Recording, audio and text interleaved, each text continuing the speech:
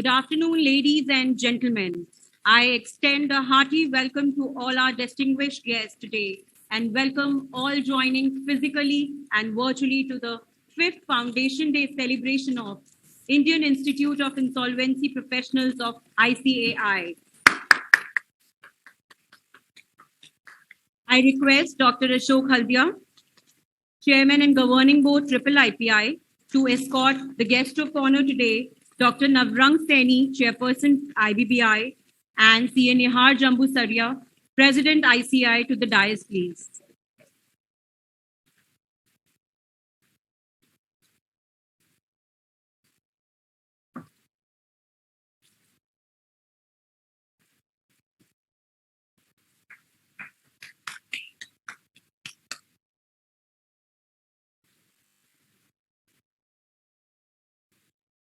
Earnestly, I request everyone to please turn off their mobile phones on silent mode to have an uninterrupted session.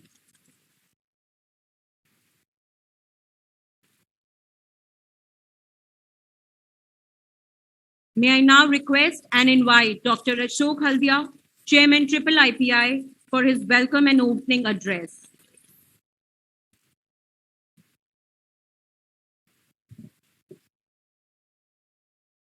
Very good afternoon, ladies and gentlemen. It's indeed a great pleasure to welcome all of you on the 5th Foundation Day of Indian Institute of Insolvency Professionals of ICAI, popularly known as IIPI. Today, we are privileged to have as our guest the Honorable Union Minister, Shri Piyush Goyal, who is expected to join us soon, being occupied with many parliamentary and government businesses. We have Shri Navrang Saini, the chairman of the Indian IBBI, Shri Nihar Jambusaria, the president of the Institute of Chartered Accountants of India, and also the promoter of IIPI, Mr. Rahul Madan, the MD of IIPI, Mr. Shukla, the member of IIBI, Mr. Swaminathan, MD, SBI, I often call him a very practical and prudent banker, senior officers of IBBI, ICAI, banks, media, and other stakeholders. On 25th November of 2016, IIPI was set up as an insolvency professional agency as a front regulator for regulation and development of the profession of insolvency. As we are aware, the edifice of IIBI is built on 3 pillars, namely IIBI, NCLT, and insolvency professionals. When the IBC was enacted way back in 2016, one of the apprehension and the concern, and from that perspective, a challenge was, where is the profession of insolvency, who is at the center of the CIRP? A well-grounded, a multidisciplinary, and also one who has the ability, capability, and cult to act in a fair, transparent, and objective manner. 5 years down the road, we can claim to be one of the best IPAs in the countries, with the IIPI having more than 60% members, more than 60% of the IPs in the country who have so far been able to have been part of CIRP in value for more than 75%. IPPI has 3 roles. As a regulator, it has 3 roles. One is that of a professional development, that is bringing up and the capacity development of insolvency professionals.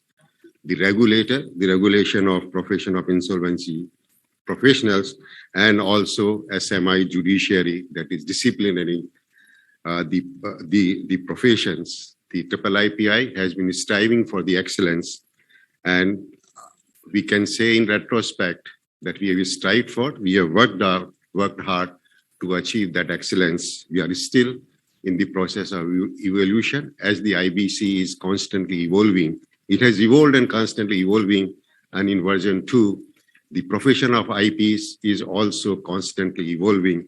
We are conscious of that fact, and I'm sure the triple IPI has strategized itself in taking upon the responsibility and in gearing the profession to meet the challenges of evolving IBC and also the IBC in its version 2 capabilities to develop the cross-border insolvency, the group insolvency, the individual insolvency, the pre-pack, and many more which are yet to come, maybe in the form of mediations and the settlements that the banks undertake. The triple IPI, as its role as a professional development, has sought to enhance the excellence of the profession in many ways. One is the dissemination of technical knowledge, the technical expertise. They become IPs by passing through a strenuous and hard examination of the IBs, of the IWBI, but then a continuing development in terms of a evolving, day by day evolving IBC is very important. We have been organizing the technical programs, particularly the executive development programs, the interaction with the stakeholders, be that NCLT, CFOs, the industries, and also the bankers for that matter. We have brought out a number of technical publications, the contribution in terms of the technical knowledge, and also in terms of the building of the law and the regime, the contribution to IWBI and IBC in the form of study groups in different facets of the IBC and contributing to the growth and evolution of the IBC is the another hallmark in terms of the professional development. The journal that the triple IPI brings out, the Insolvency Professional, in a 1.5 years time has been acclaimed to be one of the best in the country in the insolvency professions. The technical studies that we have brought out indicates the contribution by the members in development and growth of insolvency profession and also by the IBC. These includes studies on the group insolvency, the best practices guide for the COC, the suggestions that the triple IPI made post-COVID in terms of enhancing the efficacy of IBC, IWBI, NCLT, and for that matter, the insolvency professional themselves. Some of the critical suggestions that were made, how to streamline the legal processes to reduce the time that is required in resolution of CIRP from 113 days devoted to the legal cases, 3 cases per CIRP with 18 lakhs, entailing legal cost of 18 lakhs per case. And also how to imbibe and infuse the technology into the entire CIRP process. These studies that we commissioned and gave to IWBI, and I'm sure those have been very helpful. These recommendations were also made to the IBS, to the banks. We have the MD of the SBI. We did interact with him and also share our perspective of the problems of the IPs when they deal with the COCs and which they encountered with banks and other stakeholders while they deal with the CIRC. We have also CIRP. We are also conscious of the small and medium practitioners, insolvency professionals, the teething trouble that they face. A study group was formed. A number of recommendations emerged out of that, how to strengthen them, how to carry them along, how to undertake the hand-holding exercise. And we are working on a mentorship mechanism, and we already launched a discussion forum on the triple IPI side. Ladies and gentlemen, the triple IPI has a vision. This board has working very hard. It has developed a vision. It has developed a strategic perspective as to how to steer triple IPI down the road next 5 years in order to meet the challenges of IBC version 2. It's currently working on considering the expectations of the stakeholders on the code of ethics. There is already a code of ethics, but how that code of ethics, the guidance on the code of ethics, there are gray areas between the white and the gray areas in implementation of the IBC, how to guide, how to show the IPs what is the right way to do that. So the code of ethics on the way. We're also working on a quality control mechanism internally within the IP firm, and also whether there is a need for an external mechanism over and above what the IBBI undertakes. And also we are working already to geared up to create the capacity building of the IPs in individual insolvency, the law which is likely to come on horizon, and also in the cross-border and the group insolvencies. We have with us the Honorable Chairman, Mr. Navring Saini, who had been the Director General in the Ministry of Corporate Affairs, and also a commissioned officer of a territorial army superannuated as a Lieutenant Colonel. So kindly welcome the Chairman IIBI. I have occasion to interact with him in past. A man perfect to be a regulator in terms of his approach and attitude, that despite being a government official. In fact, we are thankful to IIBI, its chairman, the past, the present, and also its members and the entire IBBI team. And often I've interacted with the regulators world over, many regulators, but I found IIBI very practical, very down to earth, very approachable regulator. And I often term it as a non-conventional regulators. We have with us President ICI, Mr. Nihar Jambusaria. The ICI is the founder of IIPI, and they have guided us in terms of and handholded IIPI in terms of technical support, in terms of financial support, and also when they sit on the board in terms of providing that strategic input in taking the IBC forward. The next session will be joined by the honorable ministers, maybe in next few minutes. But then after that, we have structured a special addresses, bringing out the different stakeholders, giving their perspective on the IBC and also on the IIPI. We would have a Paul Bannister, who is the regulator, director policy or insolvency of the UK government.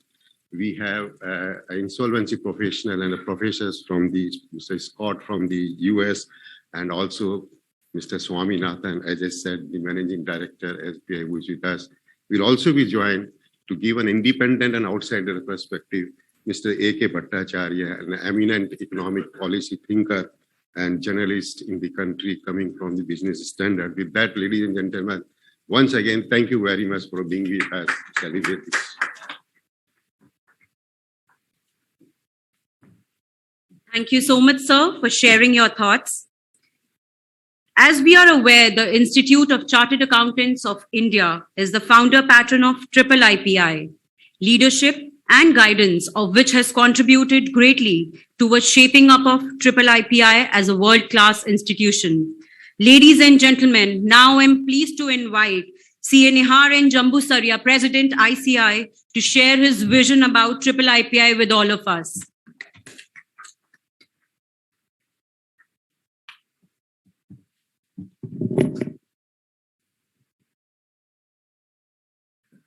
Good afternoon, everybody. Dr. Navring Saini, Chairman IBBI and today's guest of honor. Dr. Ashok Haldia, Chairman IIPI. CA Rahul Madan, the Managing Director of IIPI. And Honorable Minister, who will be joining in a few minutes, my colleague in the Council, Government Nominee Dr.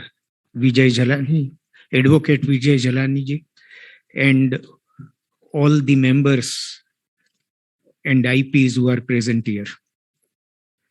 In fact, it gives me immense pleasure to see today that we are completing 5 years of existence as IPA, Insolvency Professional Agency, being the first one to be formed under the aegis of IBBI.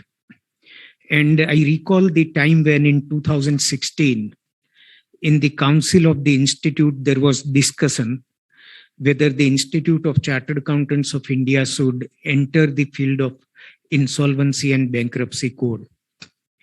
And at that time, finally, after the discussion, the Council unanimously decided to form a Section 8 company in the form of Indian Institute of Insolvency Professionals of India, which is now known as Iipi. And we are so happy to see the growth of Iipi in terms of both number and quality. Today, 63% of IPs are registered with Iipi, and the record shows that about 75% of the assignments are handled by the members of Iipi.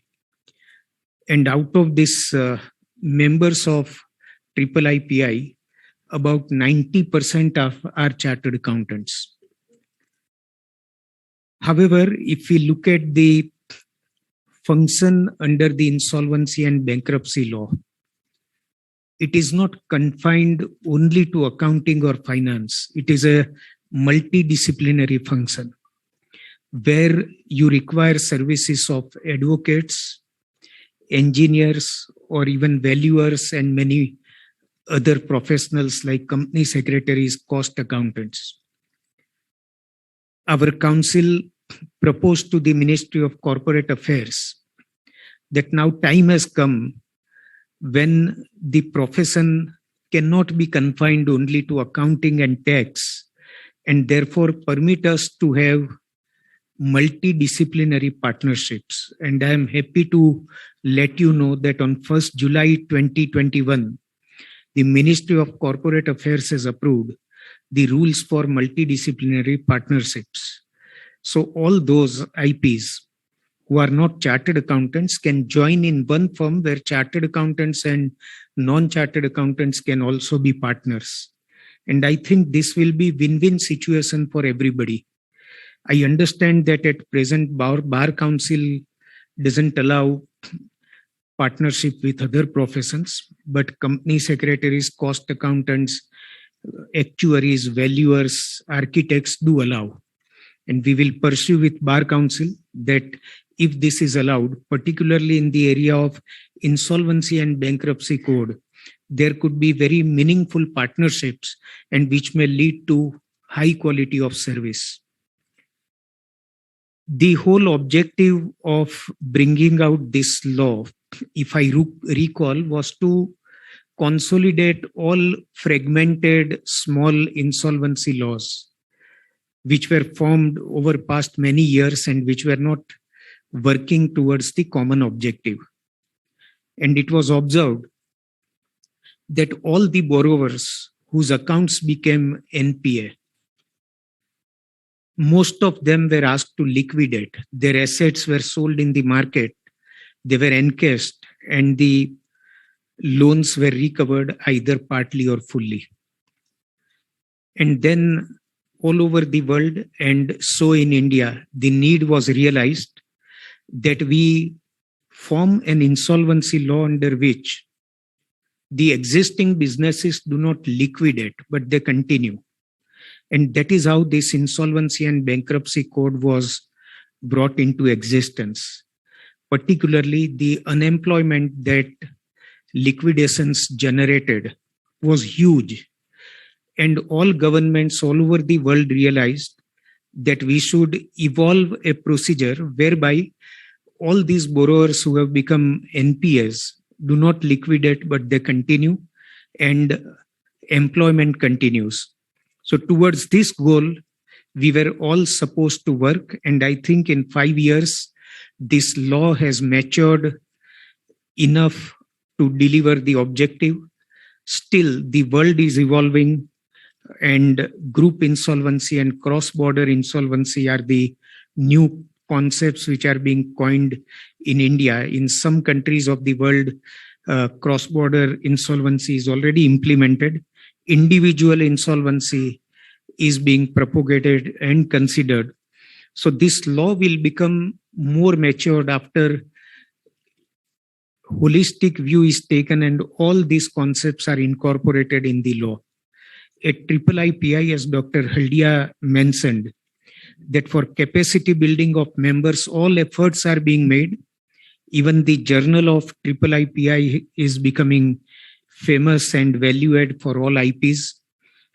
At the institute, we have Insolvency and Bankruptcy Code Committee, which supports Iipi in terms of capacity building of members. So let us together resolve and decide that we make this profession very meaningful and flourishing, and let us create win-win situation for everybody under Insolvency and Bankruptcy Code. Even the pre-PAC, which is being introduced, Institute and Iipi have contributed a lot towards the concept. And I'm sure that all these new concepts, when they will mature, this profession will become very rich profession, and it will fetch good job satisfaction and members will be remunerated. One aspect which I would like to just mention, that it was mentioned by some of the NCLT and NCLAT judges, that IPs have to, when they are appointed as RPs, they have to perform the role of CEO for a limited period. And many professionals, be it chartered accountant, advocate, company secretary, they are not trained to act as CEOs. And at Iipi, several workshops are being conducted and will be conducted in future to train members to act as CEOs very fruitfully for those enterprises which fall under IBC. I'm sure that members would find it very interesting, and this will make practical application of IBC very meaningful. So with this, let me compliment Iipi for working for 5 years very effectively, and I'm sure that you will further mature into a very good value-add organization going forward. Let us celebrate the 5 years of existence of Iipi and congratulate all members who have qualified under Iipi. Thank you so much. Thank you, sir, for sharing your thoughts and vision. IBBI, the apex regulator under IBC, has been a torchbearer of insolvency regime in India, a true friend, philosopher, and a guide. Now I'm delighted to invite and request Dr. Navrang Seni, Chairperson IBBI, for his address.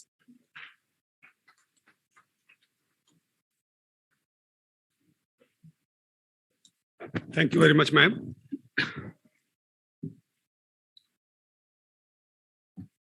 CA Nihar Jambusriya ji, Ashok Haldia ji, who has actually, I think, gone to receive the Honorable Minister, CA Madan ji, my colleague Sudhakar Sukla ji, whole-time member of the IBBI, my other colleagues, Santosh Sukla ji, Amit Pradhan ji, Rajesh Gupta ji, Jhalane ji, Central Council member, Mr. Swaminathan, MD of the SBI, other dignitaries of the dais, ladies and gentlemen, very good afternoon to all of you.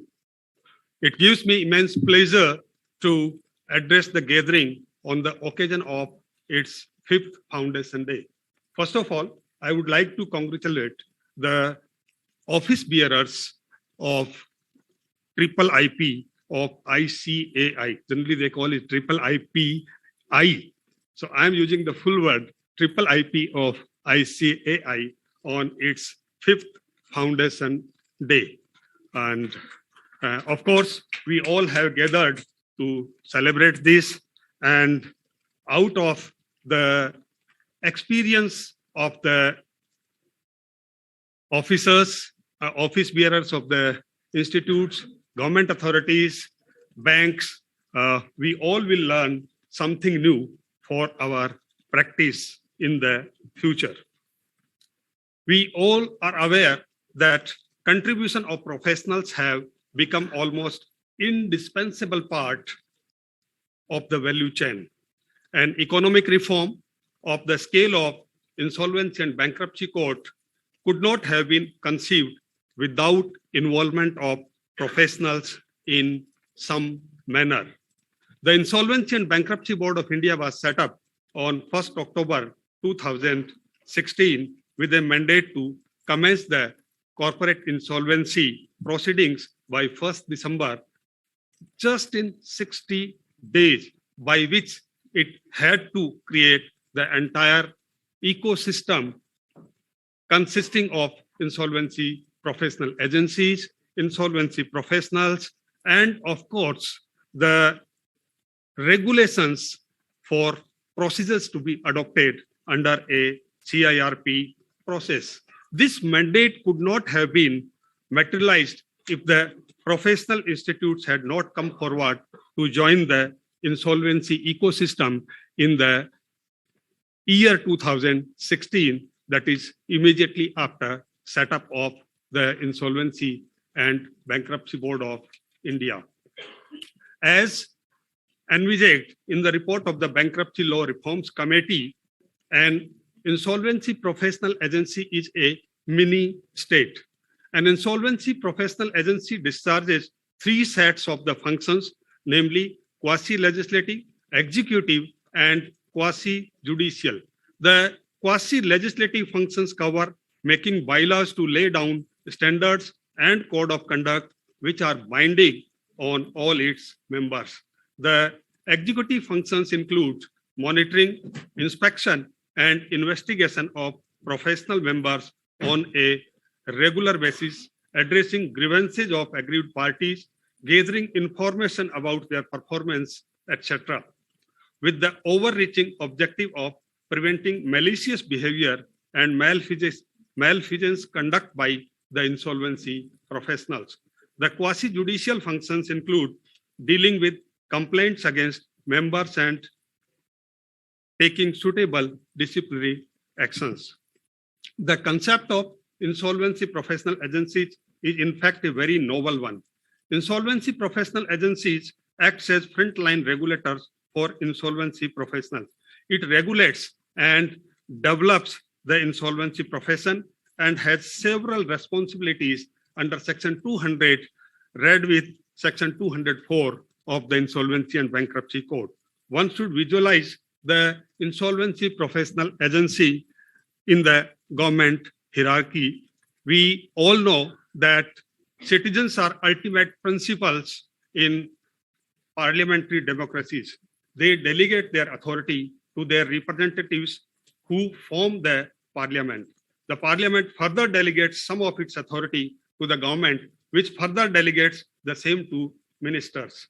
The government and the ministers delegate the implementation to the bureaucracy. Thus, in a normal chain of delegation, there are four delegates, namely the parliament, the government, the ministers, and the bureaucracy. The delegation to independent regulatory agency is relatively a new concept in the Indian context beginning in 1992 with the establishment of Securities and Exchange Board of India. Bodies like SEBI, IRDAI, ICAI, ICSI, etc. are considered as regulatory state, being the fifth layer in the governance hierarchy. Further delegation to IPAs constitute the sixth layer. In this hierarchy, IPAs are closest to the market. Because of this proximity, IPAs can have a better understanding of the market than the government or IBBI has. Insolvency professional agencies are agents of Insolvency and Bankruptcy Board of India and indirectly of the government. Thus, IPAs can ensure that transmission loss in terms of objectives of focus from one layer to the other in the hierarchy is minimized, and thus government policies achieve their objectives.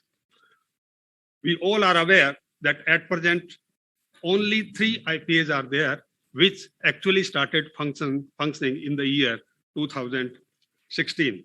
Since there is no monopoly like IBBI, SEBI, CCI, etc., IPAs compete like stock exchanges among themselves, specifically on membership, focusing on professional development.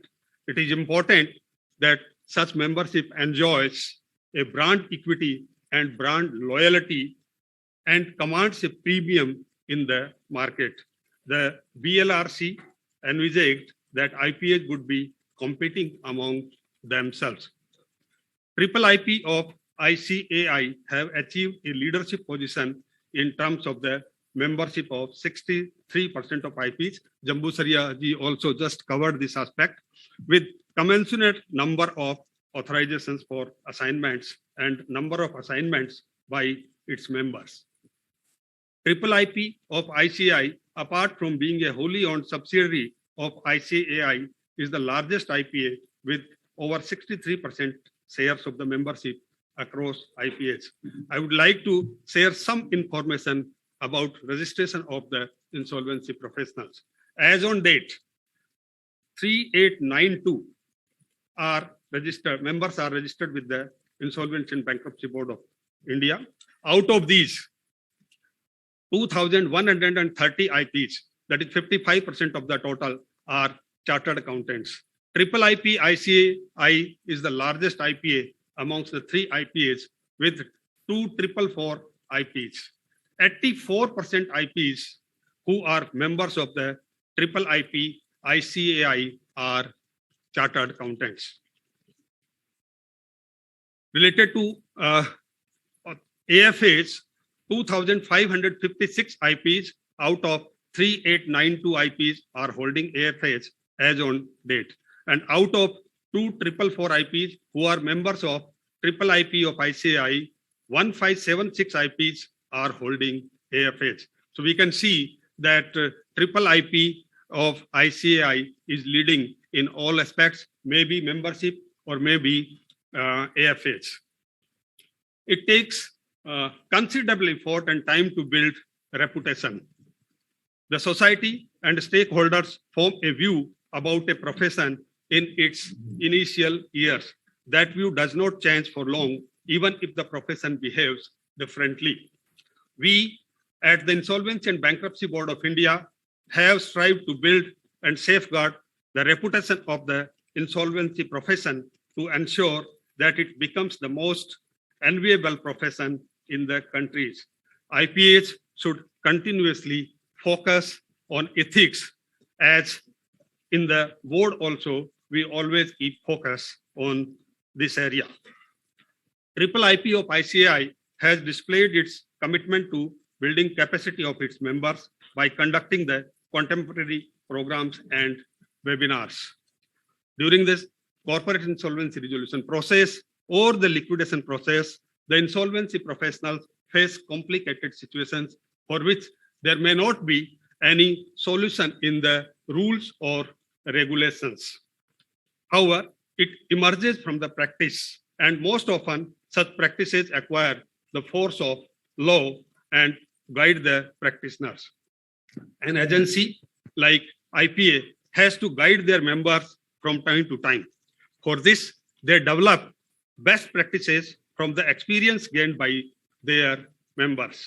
In this regard, Committee on Insolvency and Bankruptcy Code, constituted by the ICAI, has come up with handbooks on claims, moratorium, PG to CD, do's and don'ts for IPs, resolution plan, and CIR process under the IBC 2016. IIIP has also published study group reports on pre-pack, MSMEs, etc.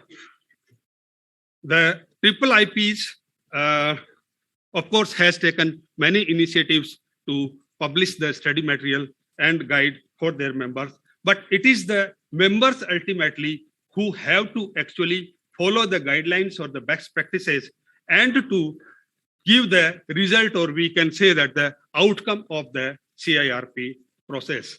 Nowadays, the most important challenge for the insolvency professionals is to basically complete the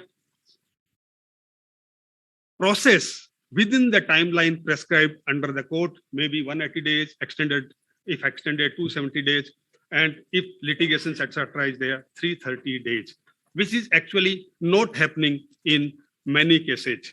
So even we have seen that even with the best practices or the guidelines, the things are not happening in time. So what the professional can do? Of course, as I stated earlier, there may be challenges before the insolvency professionals, but everything comes out of the learnings. as stated by Jambu Sriyaji also, he becomes the chief executive officer of the company as the board remains in the suspended stage. During the process, he has to manage the affairs of the corporate debtor, which is in distress, and of course, very effectively.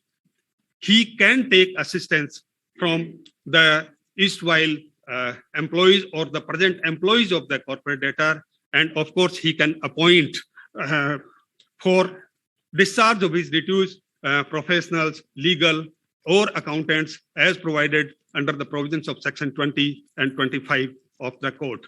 But we always talk about the time. So since the time is the essence of the code, it is the insolvency professional who has to strive for completion of the CIR process within the timelines, because the time which is taken in completion, if more time is taken in completion of the process, the value of the distressed assets may go down. Therefore, maybe CIR process or maybe liquidation, if the company has been ordered for liquidation, the insolvency professional has to take effective steps to complete the insolvency resolution process within the timeline prescribed under the code. So that is my urge to the Iipi of ICAI also, that if they can conduct, since we were talking about the best practices, if they can conduct some more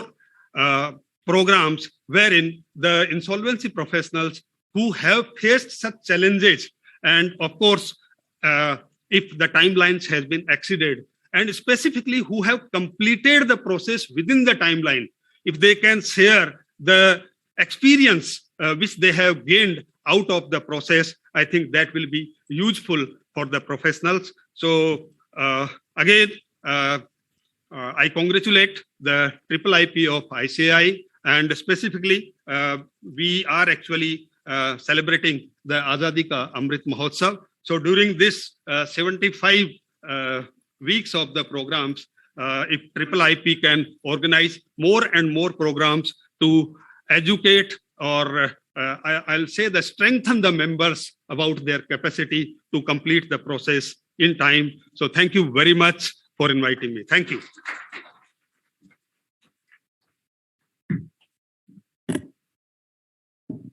Thank you so much, sir, for sharing your words of wisdom and your vision.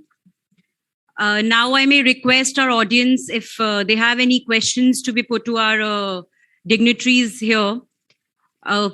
Members who have joined us online also can put in their chat box so that we can just access through the online mode. Can we raise the hands, the audience who are ready to ask questions? Can we have the mic to sir, please?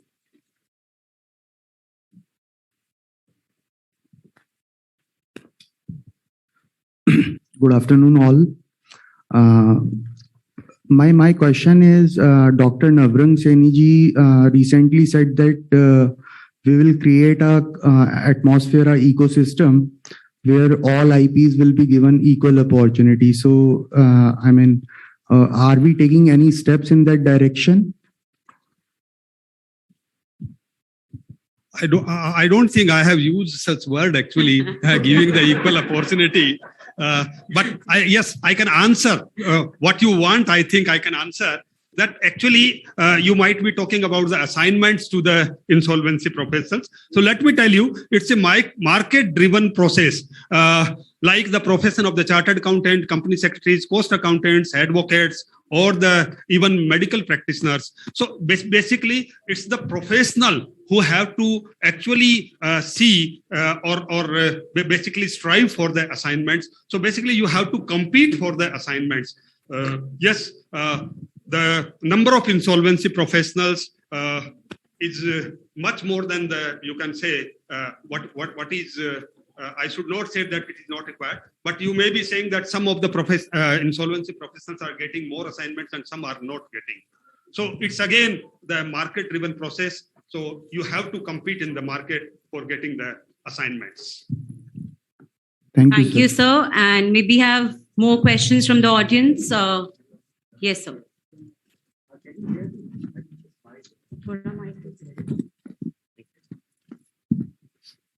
Sir, this insolvency, there are business people who are really in dire straits of finance, and there are people who would like not to pay to the other suppliers and all. So in case there are a lot of complaints coming from the suppliers or these subordinate companies that they are, instead of paying, they call themselves insolvent and do all sort of tricks. So how far, the insolvency can be balanced with the people, and some proportionate insolvency can be granted, because each business house has a lot of properties to for their stakes and all. So how far this can be balanced, insolvency law as far as business people are concerned? No, I could not get your question. Whether it is there are people who are real in a dire financial straits, so they get insolvent. That's okay. But there are people who intentionally do it, and then there is no scope for the support company or the subordinate companies to get into some sort of reimbursement of the fiscal, obligations. No, it's actually the contract between the two parties. If somebody has advanced the loan, then it is the duty of the person who has taken loan to pay it back. No, I'm not talking of loans. I'm talking of the payments part, where they have to have some sort of obligations. If insolvency is declared, nothing has to be paid to the suppliers and other people. So how far those things are being balanced in this law? I have not gone through the law, but I'm just asking, is it fair to have some sort of cushion for the other people around, for both peoples? Thank you. Basically, under the IBC, a company, actually, if his company is unable to pay to the financial creditor, then only the financial creditor approaches the adjudicating authority for initiation of the CIRP process. Before that, actually nothing comes under the IPC. So before that, only it is again between the two parties for making the payment, etc. But if the distressed company has already come under the CIRP, then for making the payments, there is a waterfall mechanism under section 53 of the IBC code, and payments are made accordingly. Thank you, sir. Any more questions we have from the audience?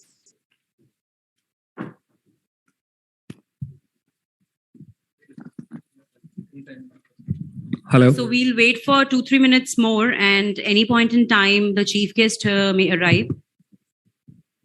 So can I have a question in the meanwhile? Yeah, at the side. So maybe after the session. Sure. Yeah. Thanks. Yeah. Thank you, sir.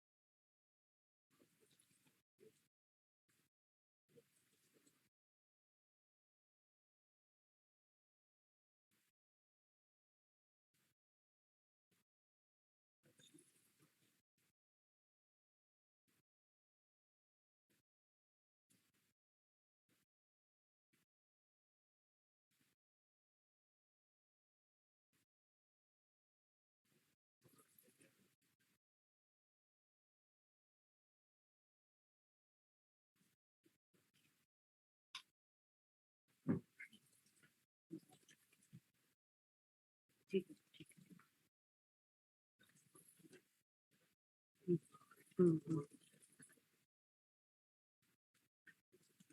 हम्म,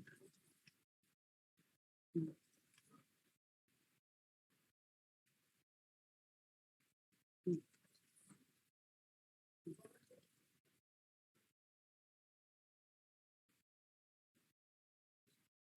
ठीक है, ठीक है, ठीक है, ठीक है, ठीक है, ठीक है। Yes, sir, yes.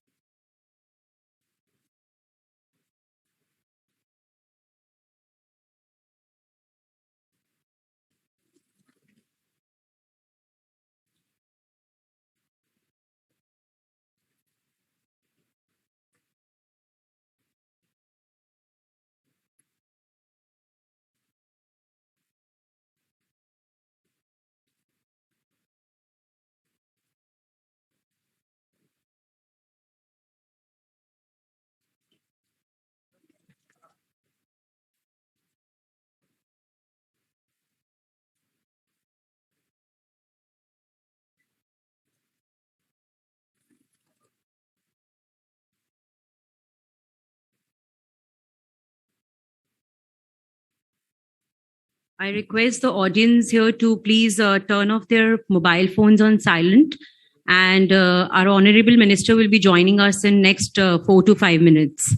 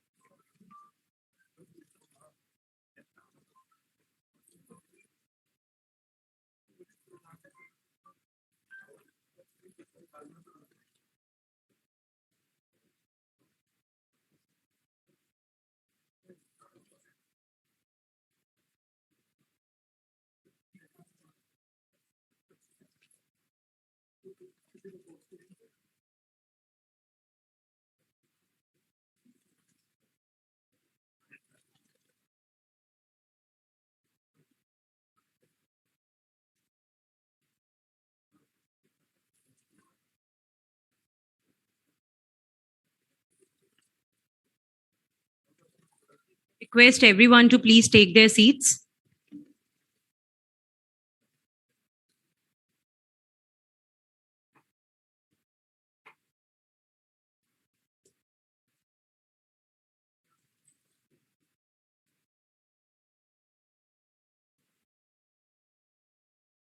I request the audience to please take their seats as the Honorable Minister is here to join us.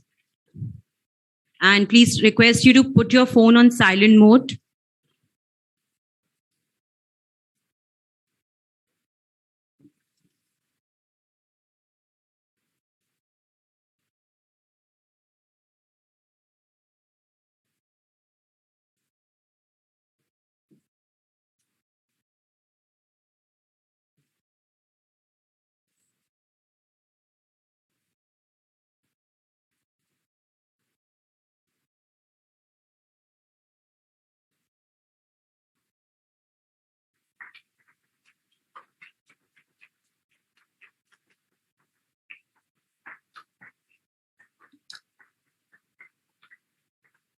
We welcome our Honorable Chief Guest for the day today, Shri Piyush Goyal ji.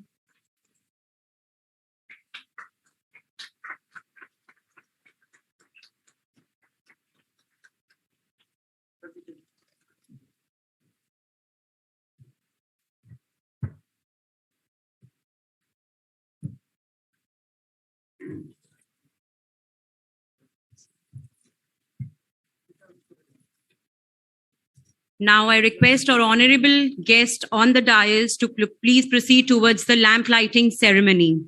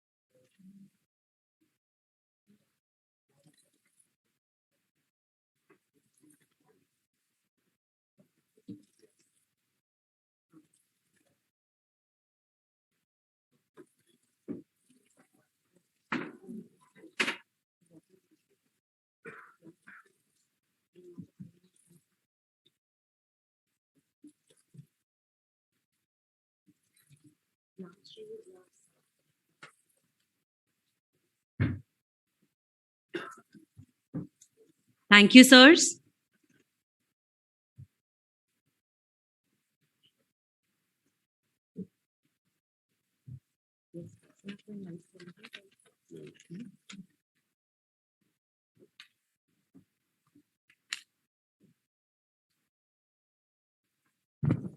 Ladies and gentlemen, it is indeed a great pleasure and privilege for us that we have amidst us the Honorable Minister Shri Piyush Goyal ji. He doesn't need any introduction. He is the Union Minister for Commerce and Industry, and also in the past he has been the Ministry of Power, the Ministry of Mines, and Minister of Railways. He has been known all through his life for his par excellence. As a student of chartered accountancy, he has been second rank holder on all India basis, and thereafter, be it as an investment banker or be it as an advisor to the corporates on strategy and the growth matter. Later on, we have seen him chartering and guiding the country on the vision and the growth for the for the power sector, the reforms in the mine sector, and more importantly, reforms in the railways, enhancing their efficiency and efficacy. Ladies and gentlemen, I present to you the Honorable Minister. Kindly welcome with the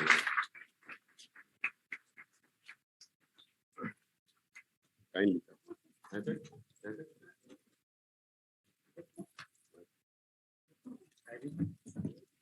come.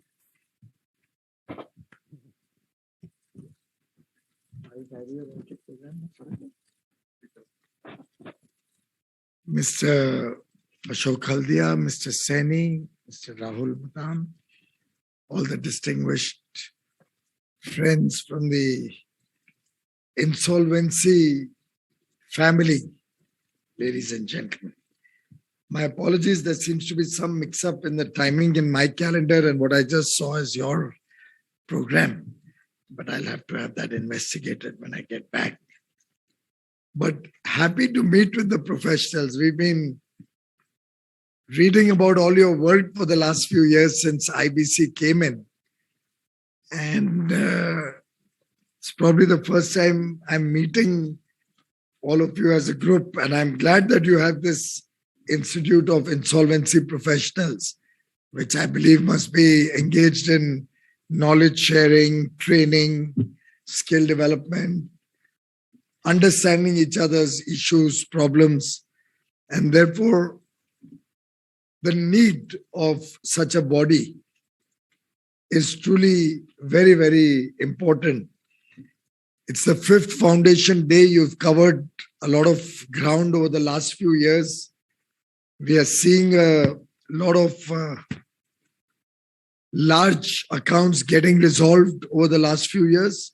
Of course, we've also heard a lot of criticism in the last few years in terms of delayed resolution, in terms of processes which could not be completed in the stipulated timeline.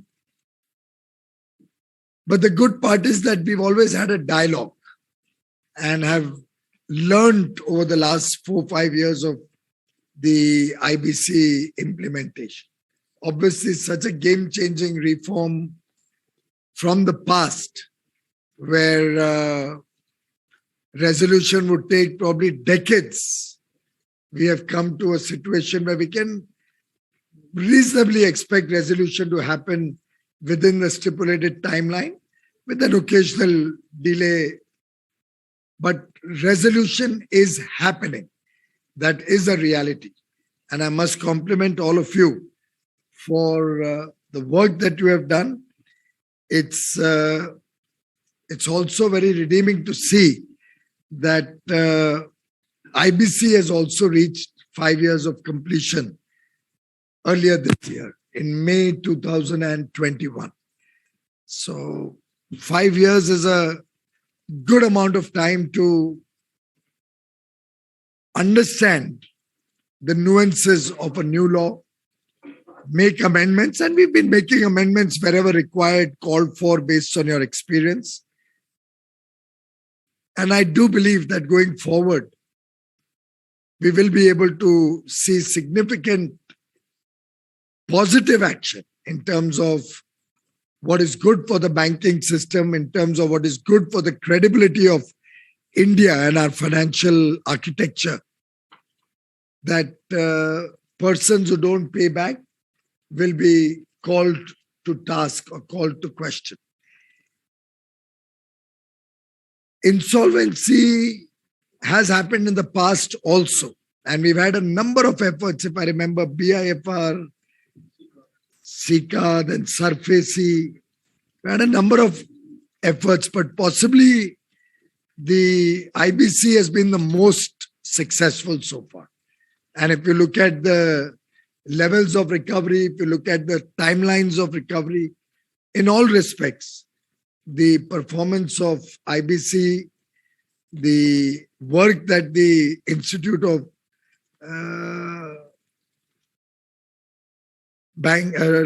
Resolution Professionals has done truly is praiseworthy. This legislation was also important from the perspective of ease of doing business, because confidence of the system that people can be forced to pay back their dues is important if you want to attract investment and business. So to that extent also, it's been quite a game-changing law, actually putting the creditor back in the driver's seat. Otherwise, there was a time when people would borrow from banks or would take material from companies, and then at their whim and fancy, they would decide when and how they want to pay. And the resolution mechanism was so weak that more often than not, we only saw evergreening of credits rather than truly an effort to recover credits. I think since the enactment of IBC, our ranking in resolving insolvency in the World Bank's Ease of Doing Business saw a meteoric rise of 84 places. And truly, I believe all of you have had a role to play in this success story. The recovery rate has also dramatically improved. I'm told it used to be only 26% earlier, and we are currently looking at percentages as high as 60 or 70% on the aggregate in terms of recovery. Of course, with much shorter timelines, which is also value, because with the interest meter stopping, the earlier you resolve, the faster you get your money back. You're also saving in terms of the time value of money. And then the consequential advantage is that the banks don't have to price their loans very high because they're worried about default, and long time taken to recover that default will help bring down the cost of credit. The fact that you do a resolution faster gives you a better recovery because the depletion in the asset value, which otherwise used to take place. I mean, I remember in the good old days, 5 saal, 10 saal, guzar jana was not found surprising at all. And in that much period, assets almost became no value. At best, the land value would increase, everything else would be down to near zero. More importantly, what we have achieved through IBC and your effort has been the shift in the attitude of people, both of lenders and the borrowers. It's actually acted as quite an effective deterrent against the unscrupulous behavior of borrowers who never looked upon it as a duty that they have to repay. And it has also helped in terms of giving the bankers a cautionary note that don't do indiscriminate lending, do your due diligence well, and B, the confidence that they can recover their money for any unforeseen circumstances. After proper due diligence and good effort, they still could not make, any entrepreneur could not make his business successful. It has given the confidence that money can be recovered. But the most important thing is, it has also freed up a lot of capital or money blocked up in the banking system, which will help us to save companies or save businesses, many of which would have otherwise just gone down the tube, closed down. And obviously in the process, saving jobs, which is probably one of the most important elements of our work here. During COVID-19, the government took the proactive step of suspending IBC during the period of March 20 to March 21, which was a relief because it was truly a tough period for all businesses. We've also come out with schemes for support through liquidity, particularly for the MSME sector or smaller businesses, all of which have actually helped India bounce back much faster, much better. And the economic recovery that we are seeing all around is truly phenomenal in terms of the speed with which the recovery is coming back to normalcy. And in fact, we are looking at good growth prospects of the economy doing well over the next 5-10 years seem to be very, very bright.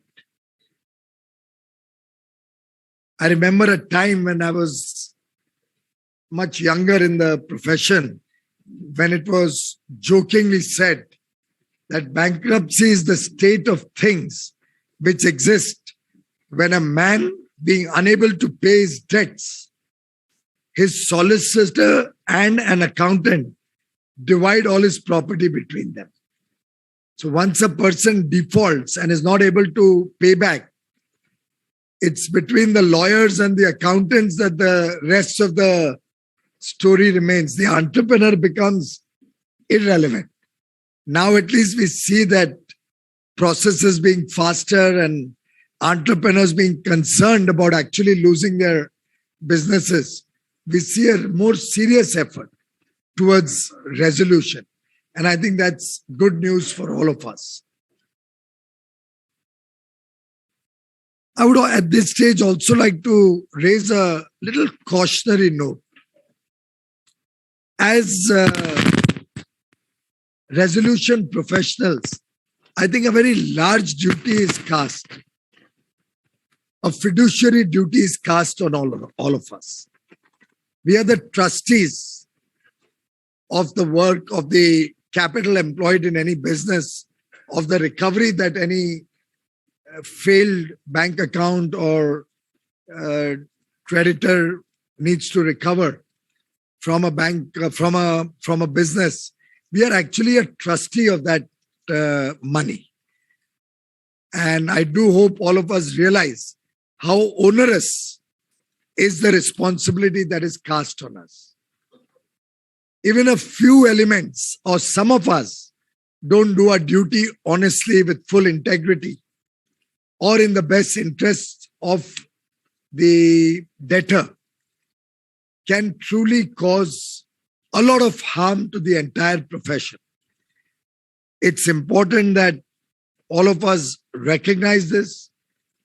It's equally important that as an institute, the Iipi also plays a role in regulating the work of the resolution professionals, keeping an eye on what is happening, monitoring the integrity of our members or RPs, ensuring that due justice is given to get the highest value for the creditor. In case any of the resolution professionals is facing difficulty or is under some pressure or threat or facing any challenges, then our duty is cast on the institute to also support the RP. I've heard of instances of that nature also off and on.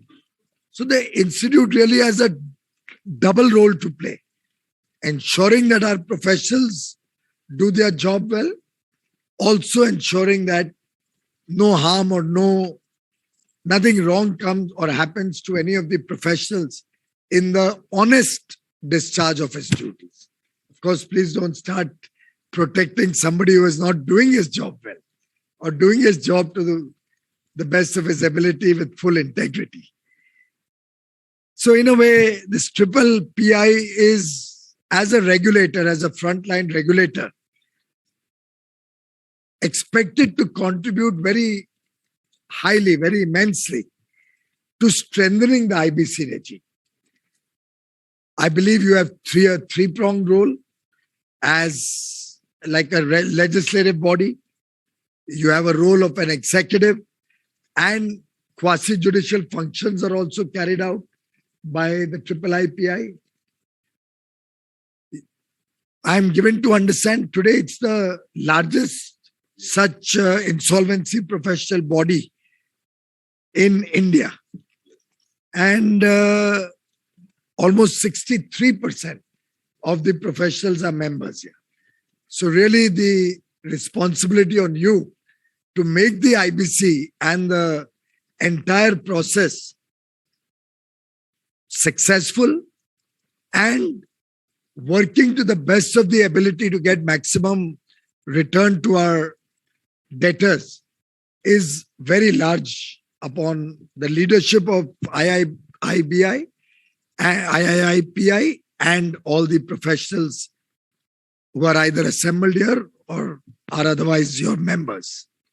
I believe a number of chartered accountants, lawyers, cost and management accountants or company secretaries, amongst other professionals who have gone through the training program have also become resolution professionals and are working towards making this entire process a big success. And I do believe that all of us professionals understand that what we are doing is actually national service.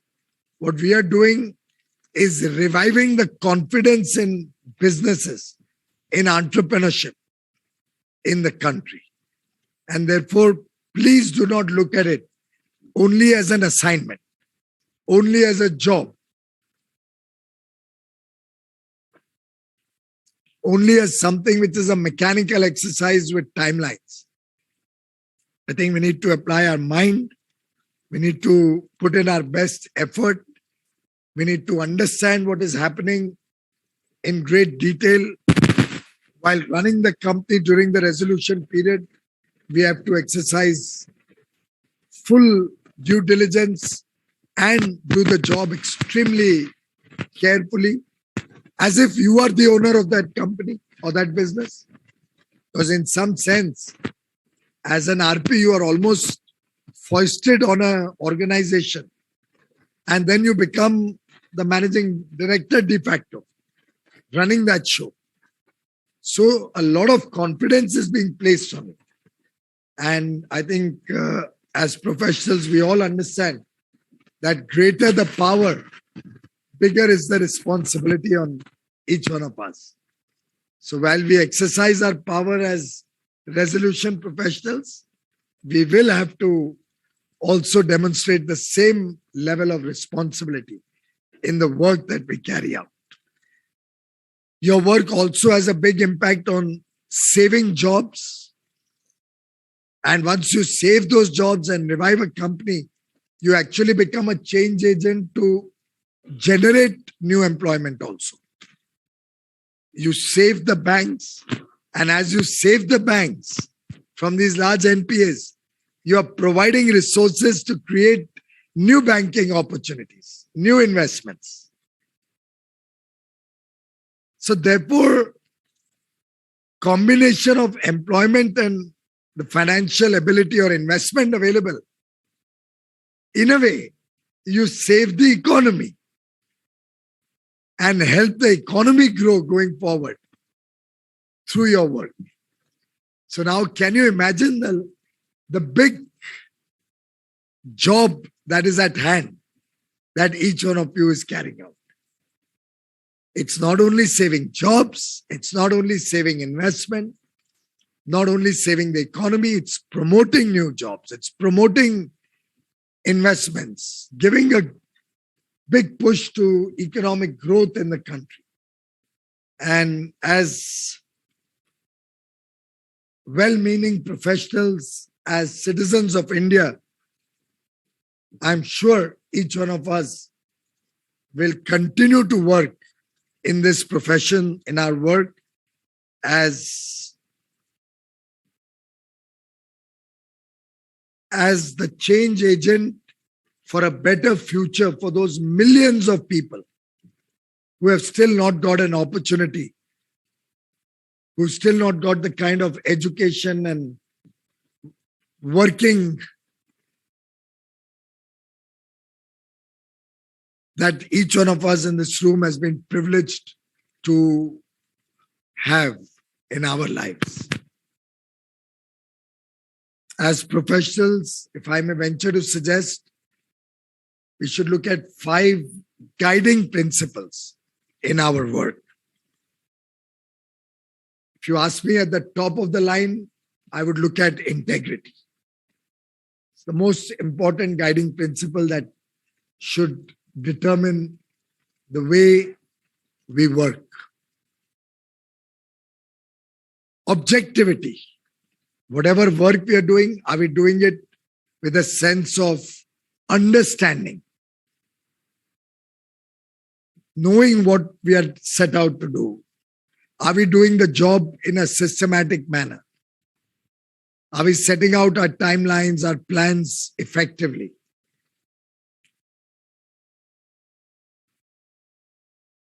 Obviously, with our experience, our studies, our knowledge, we are expected to display the highest level of professional competence. So we have to be really competent in our work. Fourthly, and very importantly, confidentiality. Are we truly maintaining the highest levels of confidentiality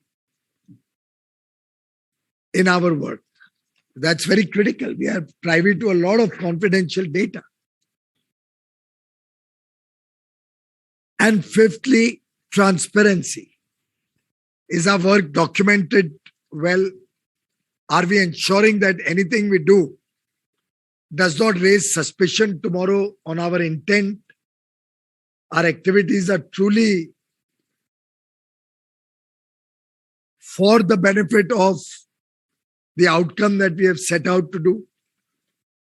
And if we follow all these 5 principles, that would be truly the kind of professional behavior that is expected of professionals assembled in this room, members of the Iiipi. That is truly what professional ethics is all about. And therefore, the summation of these 5 would in a way be professional ethical behavior, professional ethical management of our work. Many of us also do valuation of assets or get the assets valued day in and day out. That's also an area which requires a lot of application of mind. Can be done smarter, can be done more sensibly. If we set very low benchmarks, if we do not assess the liquidation value of a company correctly or rightly, if any one of us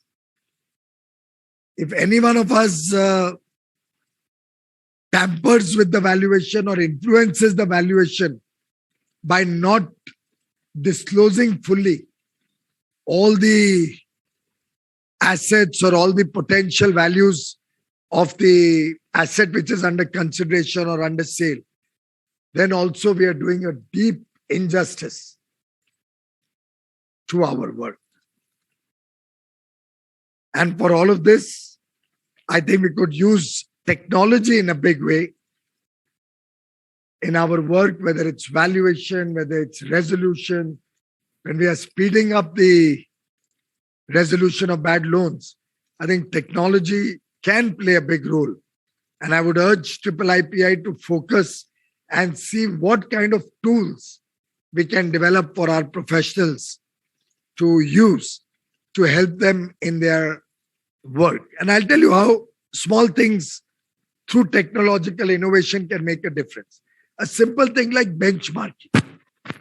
When you benchmark assets, maybe with replacement value, maybe with other assets which have been sold in recent past, comparable quality of assets, or the value of assets if they were to be sold piecemeal or as a whole, which is better. Various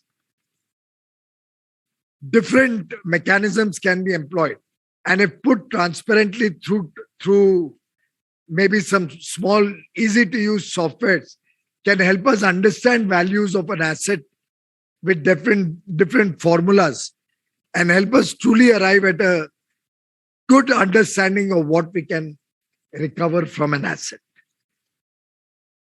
Therefore, I would urge Iiipi to look at capacity building, upskilling of our professionals regularly, so that we can be abreast with what's happening, newer developments, study the best international practices. If possible, or nowadays banks have started doing out-of-court settlements for faster resolution to ensure that that is not being misused, but is done in a way which is truly kosher, truly fair, in the interests of the banking system or in the interests of the debtor. Debtor and creditor, actually both in this case.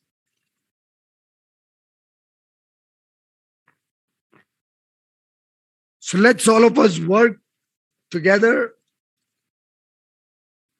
it's time for IIPI to see how we can go to the next 5 years of this new law in a much, much more efficient, much, much more professional, outcome-oriented fashion.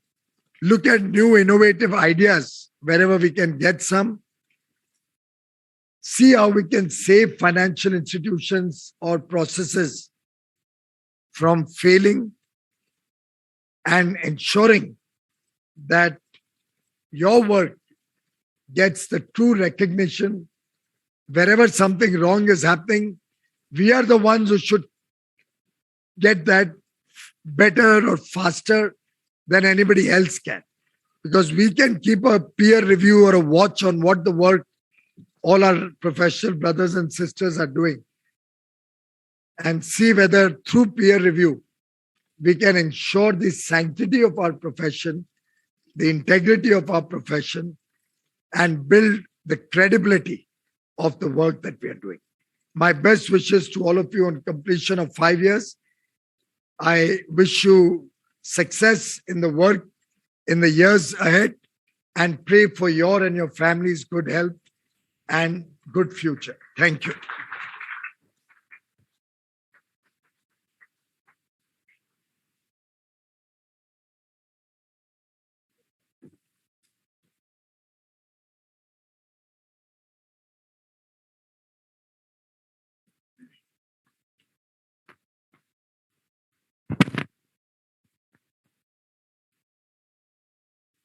Very good afternoon. A really inspiring inaugural session we had today. Thanks to the insightful addresses by our eminent guests present here. Sirs, your words will stay with us for long and help us making the Indian insolvency ecosystem more robust and responsive. IIIPI's journey across last 5 years has been quite enriching, I must say, and we do promise that we will keep up the momentum under guidance of Honorable Minister present here today and the leadership of IBBI. I express my heartfelt gratitude to our chief guest, Honorable Minister Shri Piyush Goyal ji, for joining us today despite his very tight schedule. Sir, your presence has truly inspired all of us to take the profession and insolvency regime to the heights. And my big thanks to our guests of honor today, Dr. Navrang Saini ji, Chairperson IBBI, and CA Nihar Jambusaria ji, President ICI, for sparing time and be with us today. Sirs, your presence means a lot to us, and thank you all. Thank you very much. Namaskar.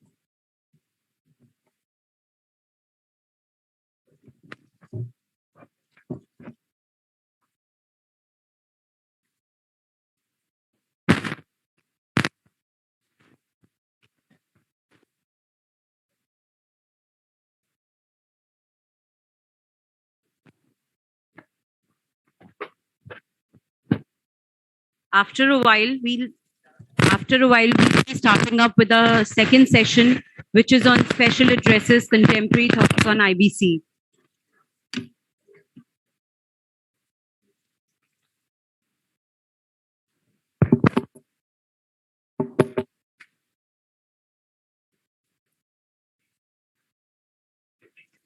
I request everyone to please take their seats.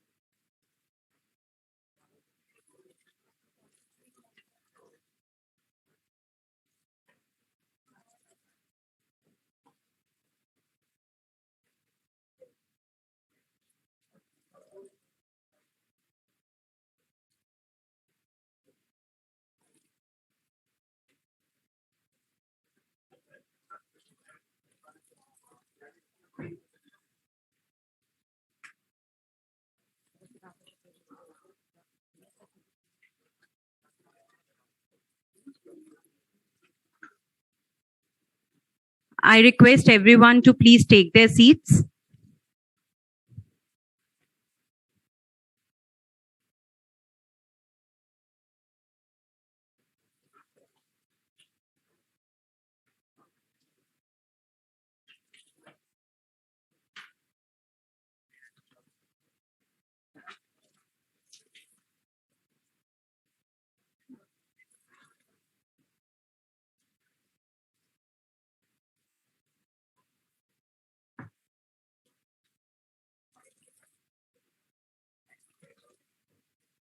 I request the audience to please take their seats as we are starting the session in just few minutes.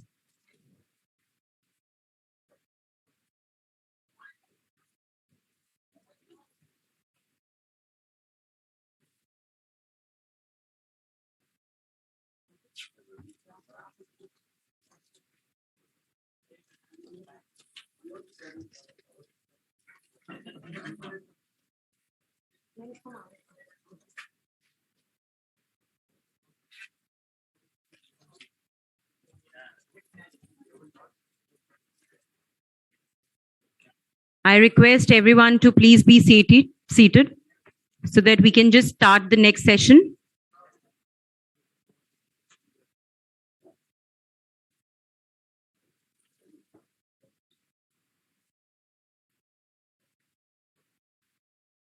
I really request a humble request to all our members to please be seated.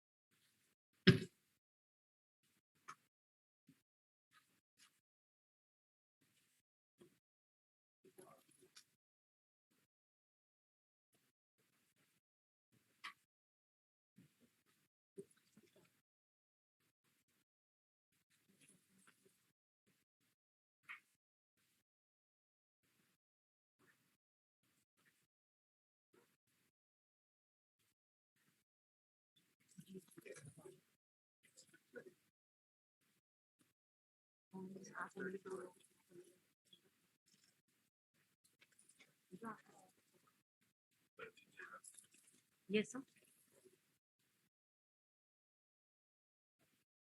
Ji sir Rahul sir भी नहीं है तो can we wait for 2 minutes? Okay, sure, sir. हम live है ना? Live है ना? Live है ना?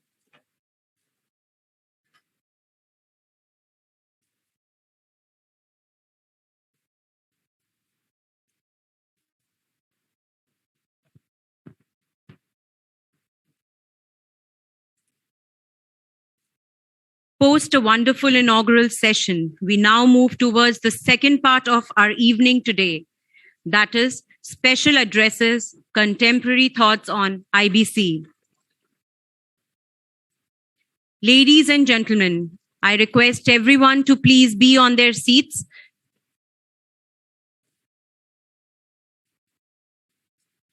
As the first speaker for the session today, ladies and gentlemen, please join me in welcoming Shri Sudhakar Shukla ji, whole-time member, IBBI. He served as a member of Indian Economic Service for over 34 years. His domain of specialization are energy, infrastructure, and trade. He is currently looking after research and regulation wing comprising corporate insolvency, corporate liquidation, individual insolvency, and individual bankruptcy, research and publication, data management, and advocacy. I now request Dr. Ashok Haldia, Chairman Iipi, to present the souvenir to Shri Sudhakar Shukla ji before his address, please.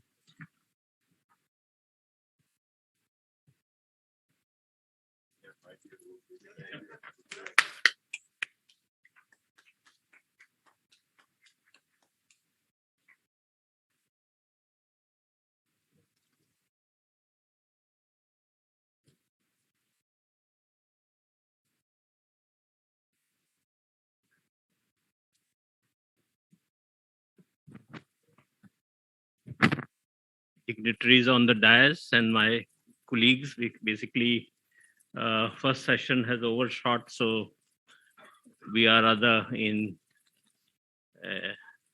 hurry to conclude our special addresses.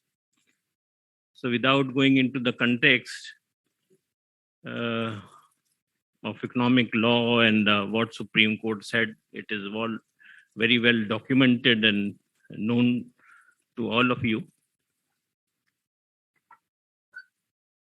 But I want to begin with my small intervention with some of the myths which are coming in from the newspapers and trying to address the theme on the contemporary thought on those discourses which are emerging from the debate. So basically, newspapers are abuzz on revamping of IBC, IBC 2.0, and so many other names actually. So I want to just, as a regulator, just want to make a humble submission and opening that there is nothing like revamping the IBC. The contours of IBC, the spirit of IBC, the tenets of IBC have been settled. So it is nothing like revamping is not the right word. IBC 2.0, maybe if you say some procedural reforms would be coming in. But surely we are looking for consolidation on the new thoughts. And that is what we aim at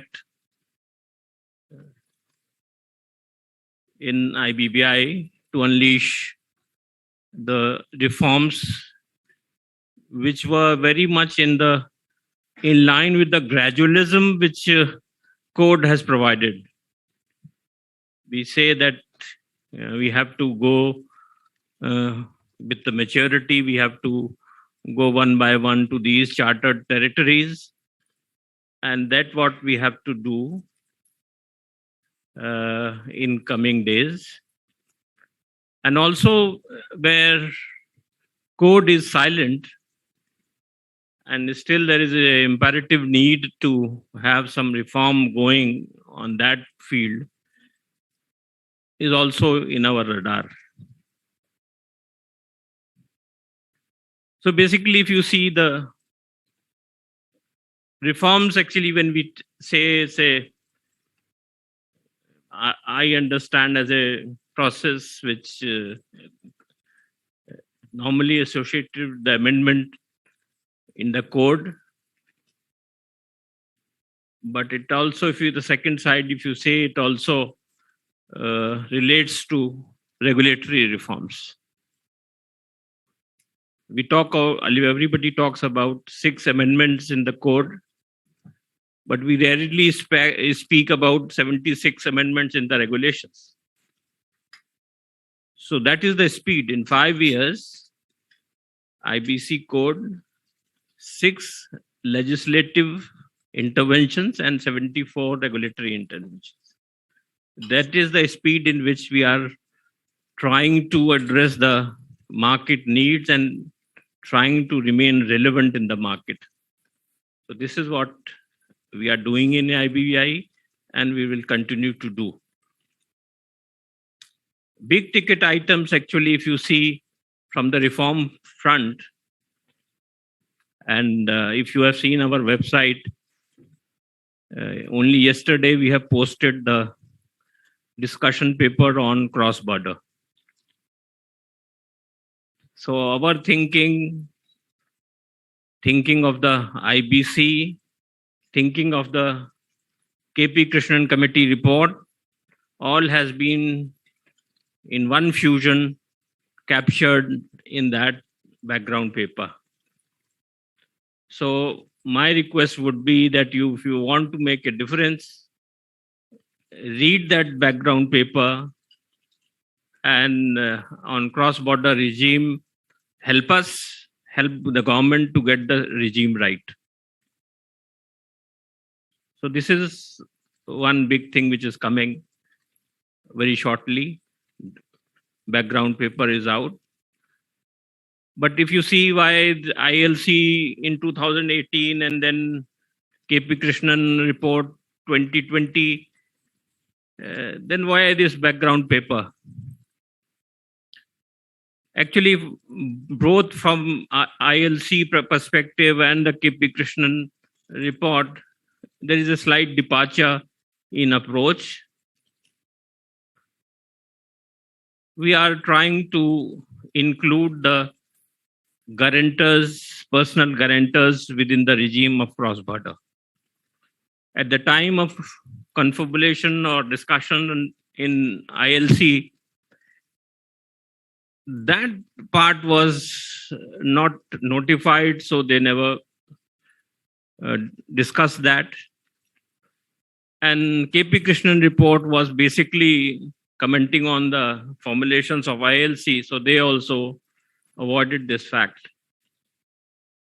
So, but definitely personal guarantors are to be included within the ambit of cross-border. That is a major theme. There are more deviations which you can see. In the interest of time, I will not say much because that paper is very crisp and short. You can go through. Second big item which we are thinking and consolidation process and consultation process is on basically relates to enterprise group. Enterprise group does not find mention in the code.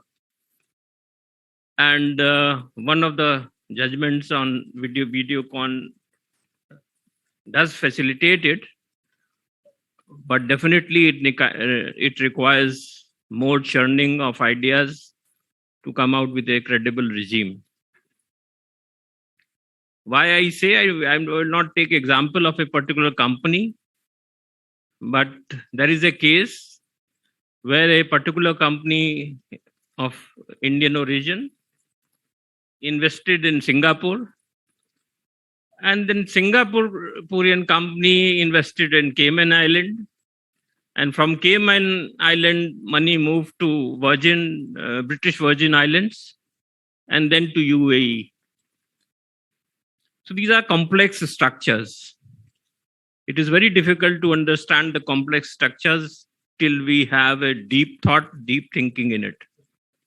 So that's what we are trying to do. KP Krishnan's report on this part is also, we are expecting shortly.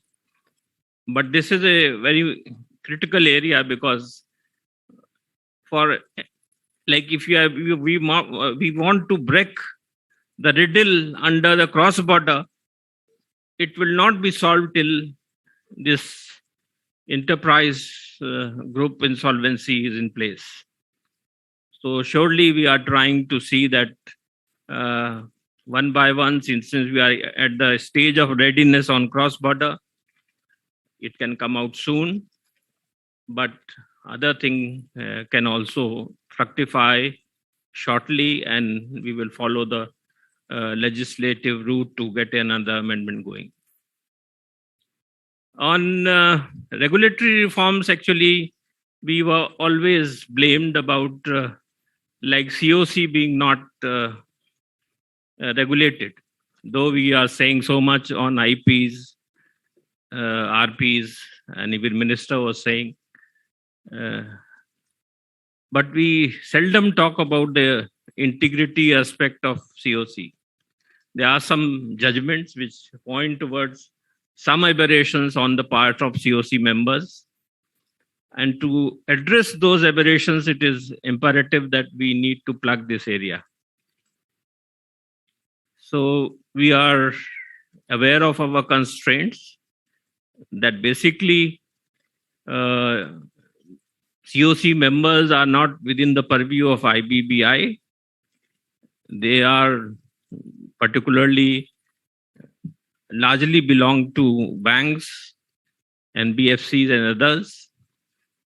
So having a credible regime would be a difficult, but guidelines are coming very shortly.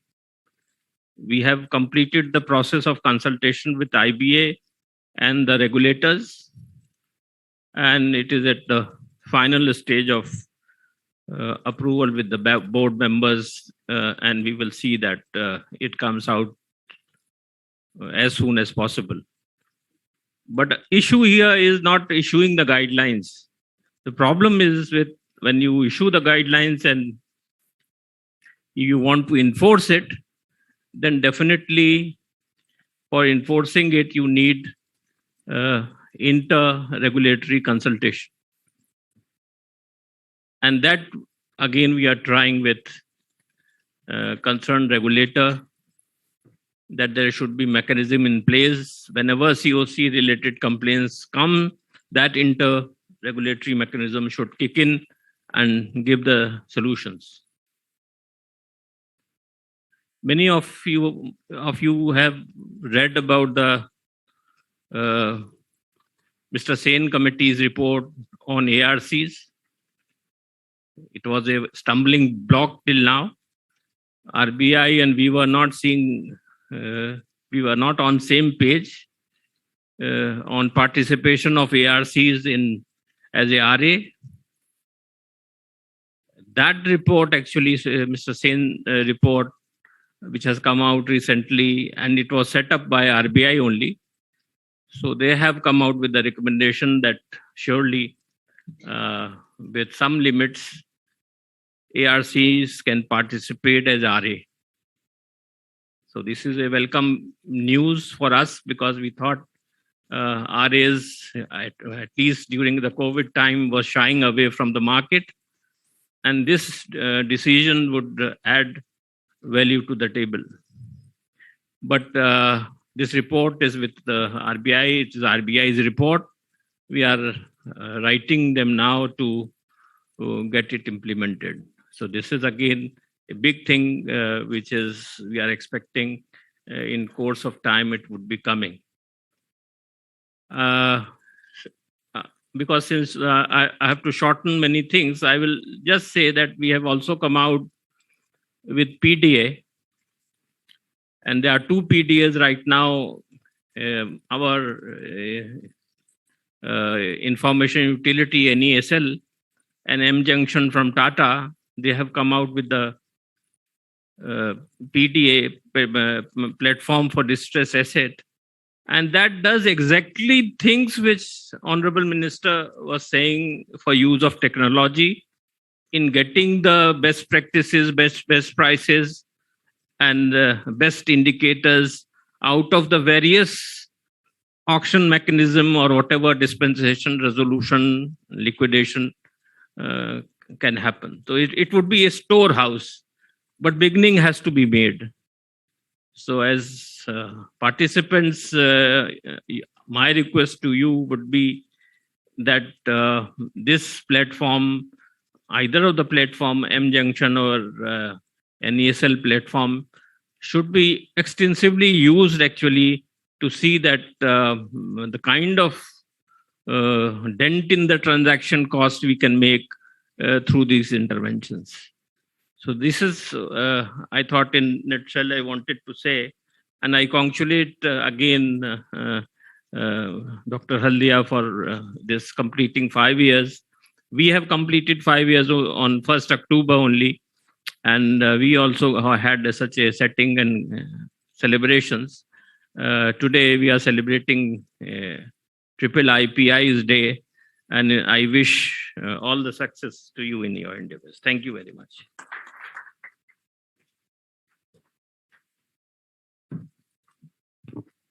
Thank you, sir, for your insightful address. Now I may request the guest on the dais to release Triple IPI's publication on case study of successful resolutions under IBC in presence of Shri Sudhakar Shukla ji, whole-time member, IBBI.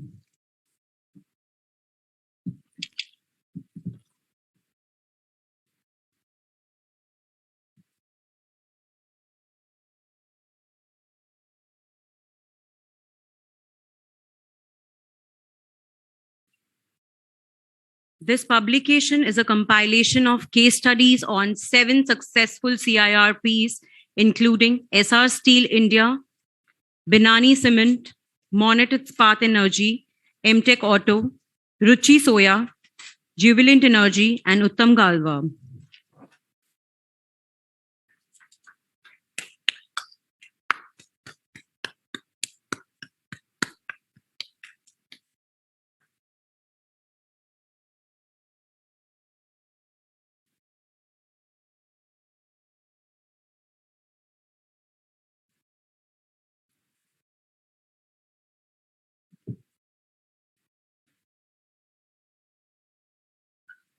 Thank you, sirs.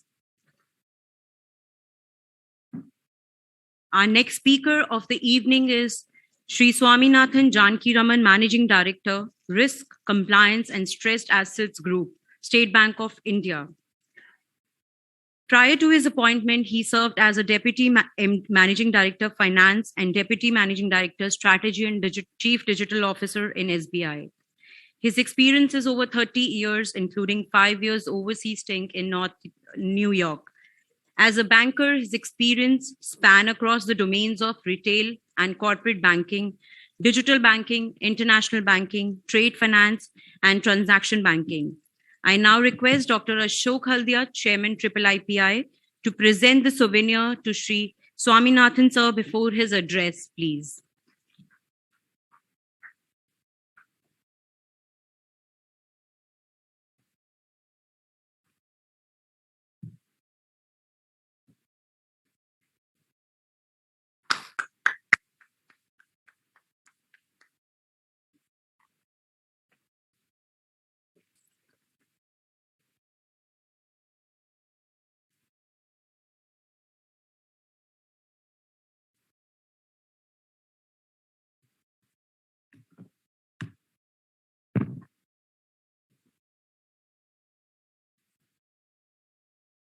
Good afternoon. Shri Sudhakar Shuklaji, the whole-time member, IBBI. Dr. Ashok Haldia ji, Chairman IIIPI, and CA Rahul Madan ji, MD IIIPI, and my fellow speaker, Dr. Sri Bharacharya from Business Standard, and the IPs, CAs, and other distinguished guests who have gathered here today. At the outset, very many congratulations to IIIPI on their 5th anniversary. Stellar work, as acknowledged by my previous speakers, an industry-leading and seminal work and contributions to strengthening the resolution framework in the country. I can only, at this stage, compliment them for this wonderful work and request them to keep up the good work and convey my best wishes on this great day. I must also thank Haldia ji for this invite, apart from ICAI's role, for this wonderful opportunity to hear amongst all of you. It gives me great sense of pride and confidence that so many of you have gathered here in person, apart from the ones who have signed in virtually. It's a sure sign that COVID as a pandemic is firmly behind us, that we are seeing signs of revival, we are seeing signs of confidence for sure. The very gathering reaffirms that fact that we are getting back to normal. So I only pray God Almighty that this wish that the COVID is behind us is really true. And then wish you all a healthy, wealthy, peaceful, and a prosperous year ahead. Some of the thoughts on the basis of the topic that was assigned to me by Haldia ji are very well resonating with what the Honorable Minister shared with us a few moments ago. For a healthy and sustainable business environment, freedom to entry and ease of doing business is highly critical. But it is also essential that a honorable exit is also available. For a pilot, a takeoff is optional, as we all know, but a landing is mandatory. So for any business, as we endeavor to provide freedom of entry and ease of doing business, there must be a framework for an orderly resolution as well, in case if the business is not considered to be viable or for any other reasons that are attributable to internal or external factors or to the management. So the advent of IBC in 2016, as all of you would agree, brought in this mechanism, the much needed mechanism for an orderly resolution. And I must compliment the Government of India, the IBBI, and bodies like Iipi for having brought in an ecosystem for a successful implementation of a stellar legislation like this in a short period of 5 years. While of course it's a matter of great pride that IBC has completed 5 years, Iipi has completed 5 years. But for a legislation of this nature, 5 years, I think, is too short a period. But within that itself, as was mentioned by the whole-time member as well, the success that we have managed to achieve is amazing. Having said that, I must also confess that things can be better. The jury is still out whether IBC has been an unqualified success or not. I think those debates will continue to happen. As I said, the legislation is still young. But we must acknowledge that the outcomes post IBC have been far more superior to the previous 5, 10, or 15 years, as bankers, all of us would have attempted to resolve or recover in the past. So to that extent, a great amount of credit should go to this particular piece of legislation and the ecosystem that has made it work so well so far. As I said, my assigned topic was coordination between the COC and the IPs is the need of the hour. This is, of course, a topic which is of extreme relevance, was also articulated by my previous speakers, including the Honorable Minister. I think he put it in a nutshell in terms of competence, transparency, consistency, integrity. I don't think we can express it in any better words than that 5 pillars that the Honorable Minister articulated. But anyway, I will just go through very quickly in terms of some of the thoughts that I had jotted down on those lines. It has been said by the NCLT, it has been said by the speakers before, and our chairman, Mr. Kara, also keeps saying often that once the CIRP kicks in, the IP or the RP is the MD CEO and the COC is the board of directors. Is sort of, that's an analogy that we would like to draw upon. If I can take the liberty of quoting the Honorable Governor, RBI, in the recently concluded last week, we had again, we could do a physical event last week in Mumbai, our 8th banking and economic conclave of SBI, in which we had several distinguished speakers. The keynote address was delivered by Honorable Governor RBI. And during the course of his speech, he also mentioned that the relationship between the bank management and the bank's board has got to be a constructive one. It should neither be confrontationist nor be too cozy. That was his observation while he was addressing a set of bankers and economists. So if I can draw an analogy from that speech or that quote, the relationship between the RP and the COC is again something which has got to be extremely constructive. For the simple reason that both of them have a shared goal. The shared goal and objective is an orderly resolution of a corporate stress.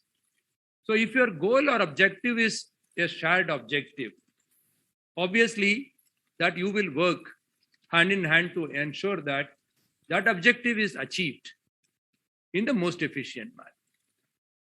So that, in my view, is what should define the relationship between an RP and COC. So then, what are the mutual expectations? If that is the bedrock of the understanding, it is expected that the COC is represented by fairly senior officials who have A has the understanding of their role well and also are capable of pursuing a solution-oriented approach. Because the corporate stress is already evident, it has been admitted to CIRP. Any further delay can be value destructive. So if an expeditious resolution has got to take place, it is expected that COC minds their business seriously. That is ensured by way of putting the right people who have the competence and also the commitment to pursue a resolution. Towards that end, we have got to ensure that these people have the adequate skill sets. It is not only enough if they have that initial understanding, but it is a continuous development. As today, Iipi has once again documented in terms of creating corporate memory by way of the book that we just released of documenting some of the successful resolutions. These all have played out over a period of 3-4 years. There are a lot of learnings. So it is expected the COC members as well as the IPs work towards a continued education or a continued development of their skill sets. I'm aware that ICAI, Iipi, the IBA, the banks and other stakeholders have been investing a lot of time in terms of conducting webinars, conducting physical training programs. Oftentimes, I'm sure most of you would have participated in that for continuous skill building. This is something for this industry is never going to be enough. The more we handle, the more we learn, the outcomes are going to be better. Coming to the other aspect, because it is a fiduciary relationship towards the stakeholders all around, I think transparency and consistency and ethical way of conducting ourselves must be the cornerstone or the bedrock of all our functions. Be it COC or be it the RP, it's very, very important that as RP, he or she must take a complete ownership and keep the COC apprised of all that what a COC should know. And similarly, the COC should have the trust in the RP to share with him or her their side of the story so that together a resolution can be pursued. Once that happens, of course, it goes without saying that the required confidentiality has got to be maintained. If there is no assurance of confidentiality, it will be extremely difficult to build a trust. So it goes without saying that from both sides, while there must be a complete transparency and sharing of vital and key information, an absolute confidentiality and trust is again not negotiable. And as we said, now that once CIRP kicks in, this set takes over the business, there must be also deeper understanding of that particular business. We need domain expertise because ultimately we have taken over the control of the company. The corporate debtor lies in our hands today. So if we need to preserve value, if we need to maximize the resolution value for all the stakeholders, it is important that COC as a forum and the RP together have a deeper understanding of the underlying business.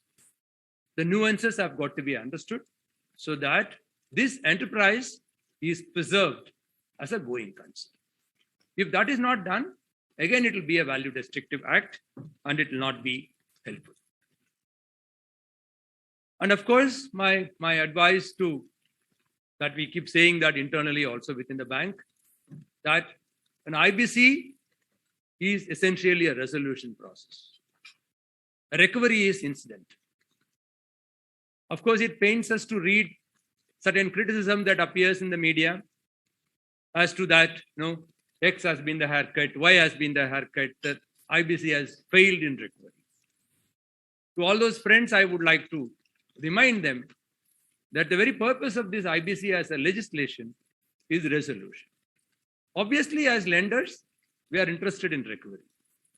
I'm not faulting the COC for pursuing recovery or pursuing the interest of the financial creditors. But what we have got to understand is, at the end of the day, it's a resolution process through which a recovery happens. It's not the other way around.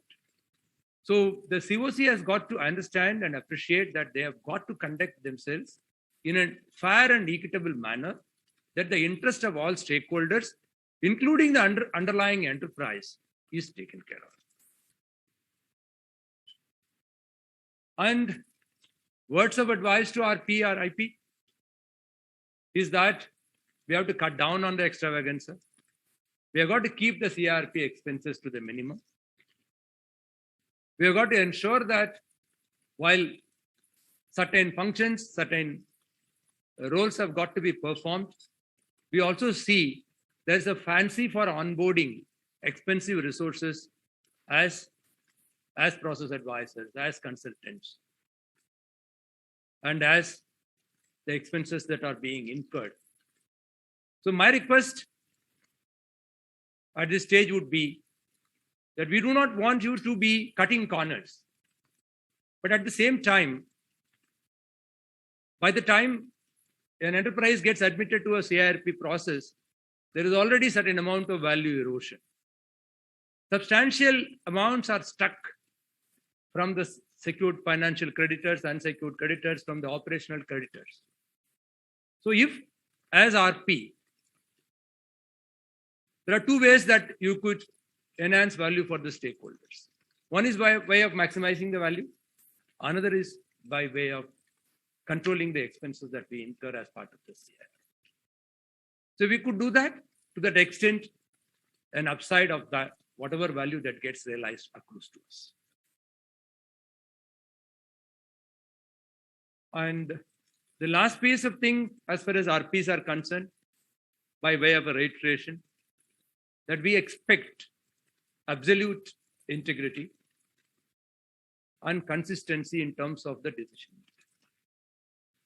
Why I'm saying so is what some of you may be wondering, why I would like to put this in reiteration towards the end of my speech, is that it's not uncommon to see that in certain CIRP processes, we have allowed ourselves to be questioned the manner in which the resolution process was adopted, or certain arbitrary decision that knowingly or unknowingly crept into the process, about which the NCLTs or NCLATs or the media keeps commenting about, is something which is completely avoidable. In fact, we have heard a very famous, of course, names are not important, one of the celebrity cases which got approved by NCLT very recently is being questioned now, being challenged by everyone else, because there was someone who was considered a financial creditor, who was considered as related, got accepted as a financial creditor, and the claim got admitted. While it's still not very clear whether it is a related party or not, the opinions are divided. It is sub judice at this point in time.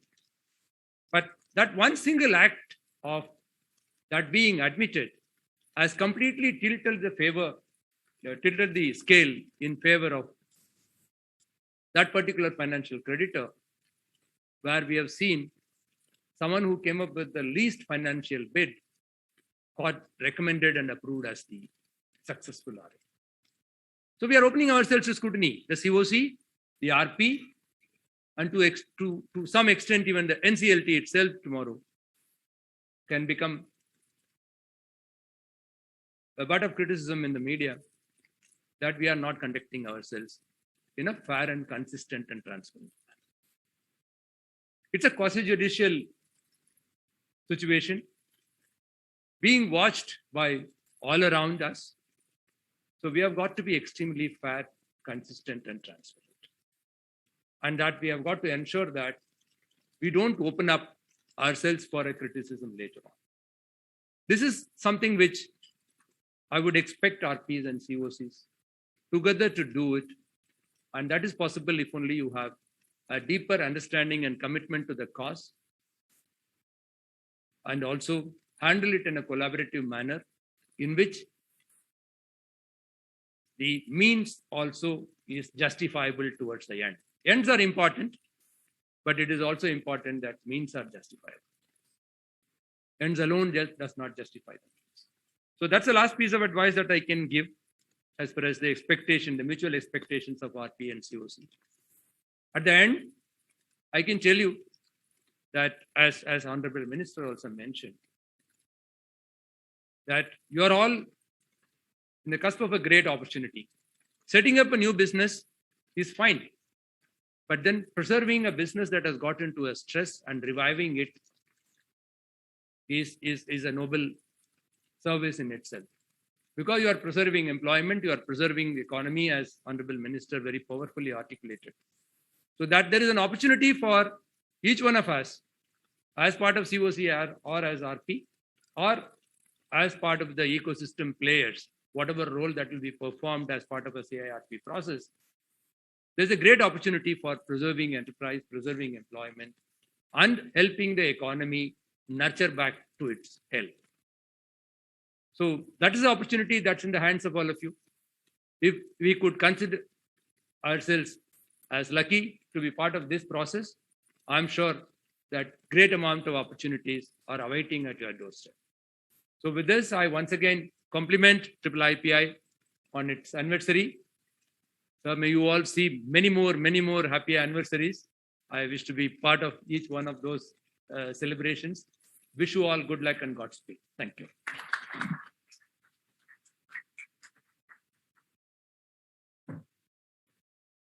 Thank you so much, sir, for your insightful address on contemporary thoughts. Now we welcome our next speaker, Professor Prior C. Scott, Campbellville University, USA, for his special address on prepackaged and individual insolvency, early lessons, who will join us virtually. Professor Scott has been a faculty at Campbell University School of Law in Reagan, North California. Before coming to Campbell, Professor Scott was a faculty at Regent University in the state of Virginia. Professor Scott teaches first-year contracts and upper-level courses in commercial law, including U.S. bankruptcy law.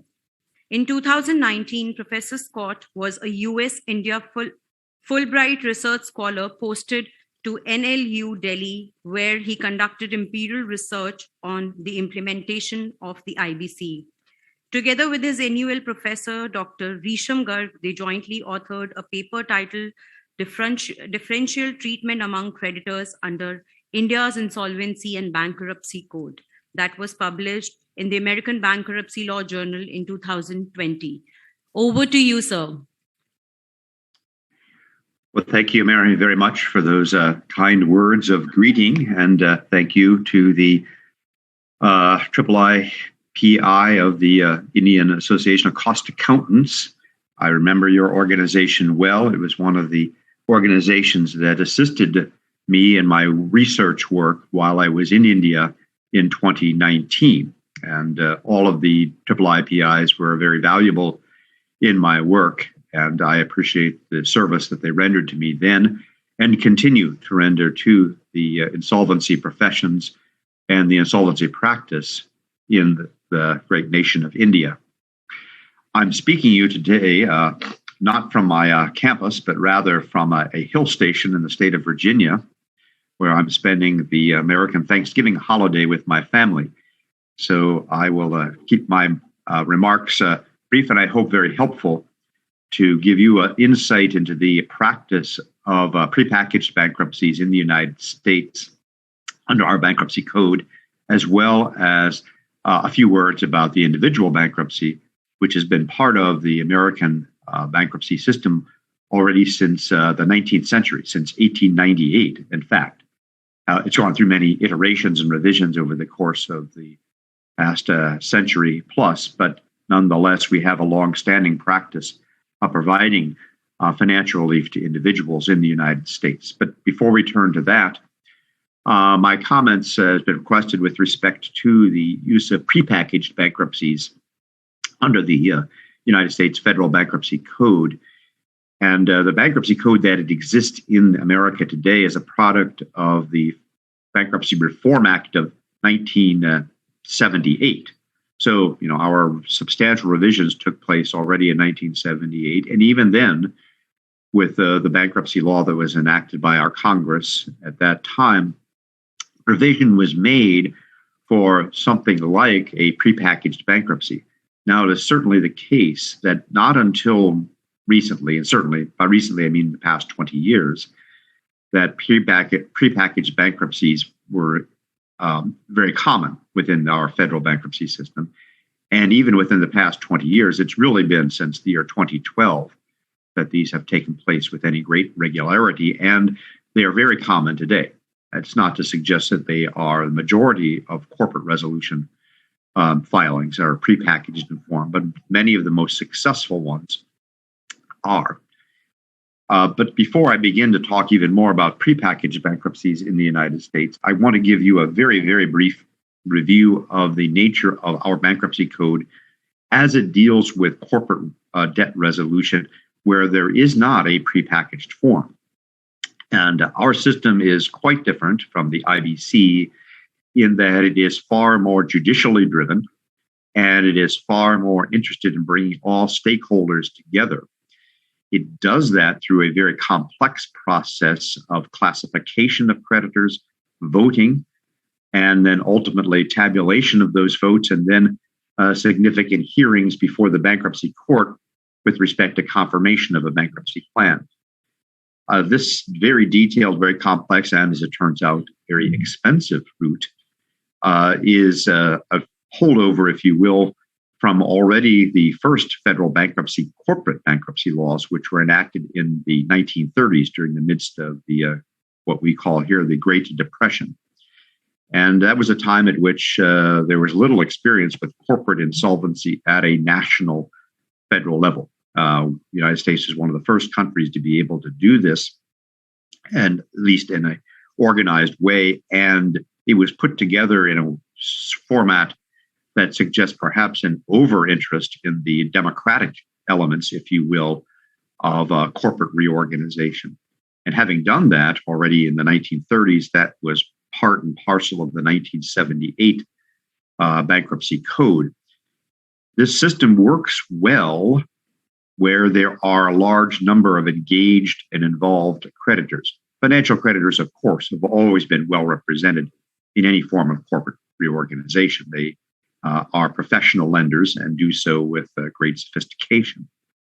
In the US practice, we had operational creditors running the gamut from very sophisticated parties as well to, of course, the very unsophisticated, and then rising and continuing on to individuals who had claims against corporate debtors whose interests had to be protected. And our bankruptcy code was very eager to protect the interests of all creditors, but by so doing, it created a system that was very legalistic and less business-oriented, if you will. This did not render it unsuccessful, but it rendered, as I mentioned before, very expensive and very time-consuming. It was not unusual for the first bankruptcy cases of large corporate debtors in the United States during, say, the 1980s and 1990s for those corporate resolution cases to drag on for more than 2 years. And this was not through a lack of effort, but rather through a lack of success, given the fact that the bankruptcy code wished to give such deference to the interests of all creditors of all sorts, both financial, operational, individual, workmen, and the like. As time went on, of course, the costs of this process were obvious and recognized by all. And some changes have been made to our bankruptcy code with respect to cheaper and less expensive and less involved systems of bankruptcy for small businesses. And I've lectured on this in various audiences in India as well. We have the SBRA, the Small Business Reorganization Act, which came into being actually slightly in advance of the COVID pandemic, propitious that timing on that. And that works for small businesses, but the cap on the amount of debt that a corporate debtor may have to avail itself of the Small Business Reorganization Act is $7.5 million US, which of course is a substantial amount of money, but is hardly significant when it comes to large corporate reorganizations. So as I mentioned earlier, beginning in really the most recent decade, perhaps around 2012, financial creditors taking the lead, and large institutional creditors began to develop a much more refined way of doing what we call the prepackaged form of Chapter 11 bankruptcy. Prepacks, as we often call them for short, are very common today. And even this year, there were a very large departmental store in the United States, Belk, which has departmental stores, well, certainly throughout the eastern and southeastern United States. They are in the area where we live and where I am actually on holiday right now. They found themselves in financial distress in large part because of COVID, where shopping at traditional brick and mortar stores declined substantially throughout the course of 2020. And they found themselves in financial distress. So the financial creditors, together with the large commercial landlords who own the shopping centers in which departmental stores are located, came together and formed a restructuring group. This is before the filing of any bankruptcy, but together these very large and significant creditors then reached out to the significant vendors, the manufacturers of clothing and other items that are sold at this departmental store, and came together before there was any bankruptcy filing to come to a tentative agreement with respect to restructuring the debts of the entire corporation. Then again, before any formal filing had taken place, these creditors, these leading creditors, formed a restructuring group and bound themselves together through a restructuring support agreement, an RSA, by which all of the financial creditors and the large institutional creditors, including commercial landlords, bound themselves by contract to support a reorganization that would pay themselves they would all agree to take a haircut, would eliminate the equity interests in the corporation because it was by this point technically insolvent, and pay a significant portion, but again, a significant discount also to all other operational creditors. Of course, not all operational creditors knew about this. This was simply a restructuring support agreement among the largest of all creditors. Then these largest of all creditors on the homepage of the webpage for Belk stores posted this entire restructuring agreement and the proposals that it contained, so that all operational creditors, all individuals, not that there were many individual creditors of this departmental store, but everyone in the world for that matter could look at the restructuring support agreement and the proposal that it made. And at that point, the leading creditors hired a firm to handle solicitation of votes in advance of the bankruptcy filing, solicitation of votes in favor of the plan as described in the restructuring support agreement. This took place over a period of 60 days before the bankruptcy case itself was filed. And in fact, virtually all operational creditors agreed to it because they understood that a departmental store going into liquidation in 2020, or in this case, early 2021, would be a disaster for operational creditors, that they would get nothing, perhaps, after the payments to financial creditors and the claims of the institutional commercial landlords. So the operational creditors signed on in large numbers, a very substantial proportion. Of course, not all did avail themselves of that opportunity, but at this point, and only at this point, was the Chapter 11 case filed. Thus, the bankruptcy court was presented at that time with a restructuring support agreement, with a plan of restructuring that had been approved by all the financial creditors, all of the leading operational creditors, and the vast majority of individual and small business operational creditors as well.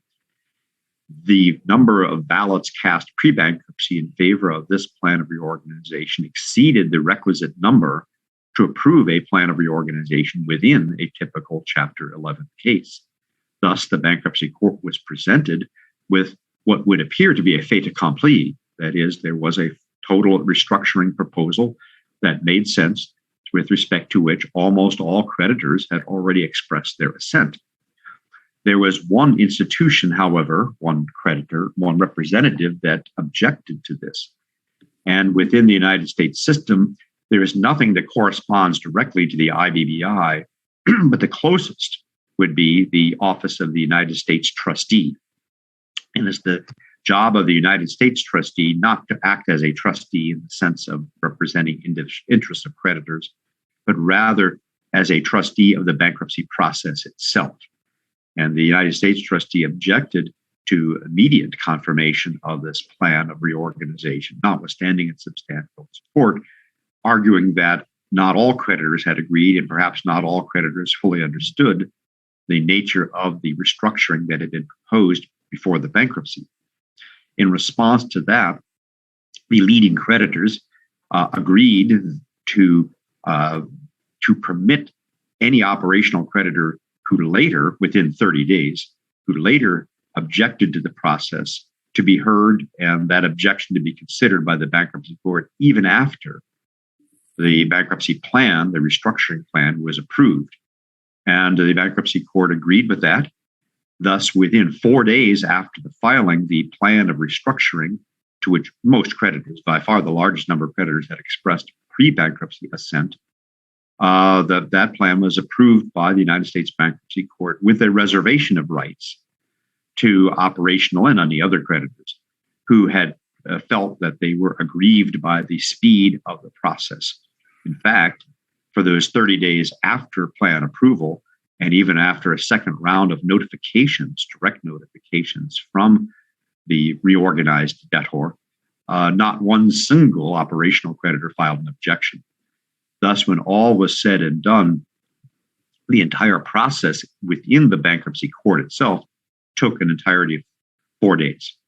But this was accomplished only because there was a restructuring support agreement among the financial creditors, leading of operational creditors, again, principally landlords, with respect to a departmental store, and the affirmative vote of the vast number of individual and small business operational creditors themselves. This is an example of only from this year of a very successful restructuring support agreement and a prepackaged bankruptcy. There are others this year in radically different industries. The nature of departmental stores, affected as they are by COVID, is not unique, but it is distinct from operations of other businesses. But a number of other businesses have successfully used this prepackaged form. The prepackaged bankruptcy form is authorized by our bankruptcy code, although, again, it was not understood in 1978 there was no anticipation in 1978, and really until much more recently, that it would be a significant means by which bankruptcy cases can be handled and corporate restructurings can take place. But it has proved to be very successful. And I know that this has been discussed in the Indian system as well, under the IBC. And I would recommend and suggest that it is a fine way of having successful and less expensive restructuring operations. But it takes a very sophisticated resolution professional and a very sophisticated set of financial creditors and a willingness on the part of the financial creditors and leading operational creditors to take a self-imposed haircut and apply the savings that they are willing to undertake, the losses they are willing to undertake, to be applied to other operational creditors. It's only by an abundance of good faith on the part of financial and leading operational creditors that the prepackaged plans of reorganization will find judicial or panel support, I believe, in India. So that needs to be undertaken. And again, there are many good programs here in the United States by our leading bankruptcy organizations, of which I'm a member, for example, of the American Bankruptcy Institute. And it's had many good programs on prepackaged bankruptcies. And I would urge those who wish to know more about it to consult that. There's also been academic interest in prepackaged bankruptcies. And some of my very good colleagues in the bankruptcy academic world at other universities have written extensively on this topic. And again, I can deliver citations to those authorities if anyone is interested in more detail. But the phenomenon of prepackaged bankruptcies is here to stay. It is much faster, saves money, and if done, again, with the utmost good faith, proves, I think, to be, without doubt, to be in the best interest of all creditors, financial and operational as well. A few words then about individual bankruptcy in America.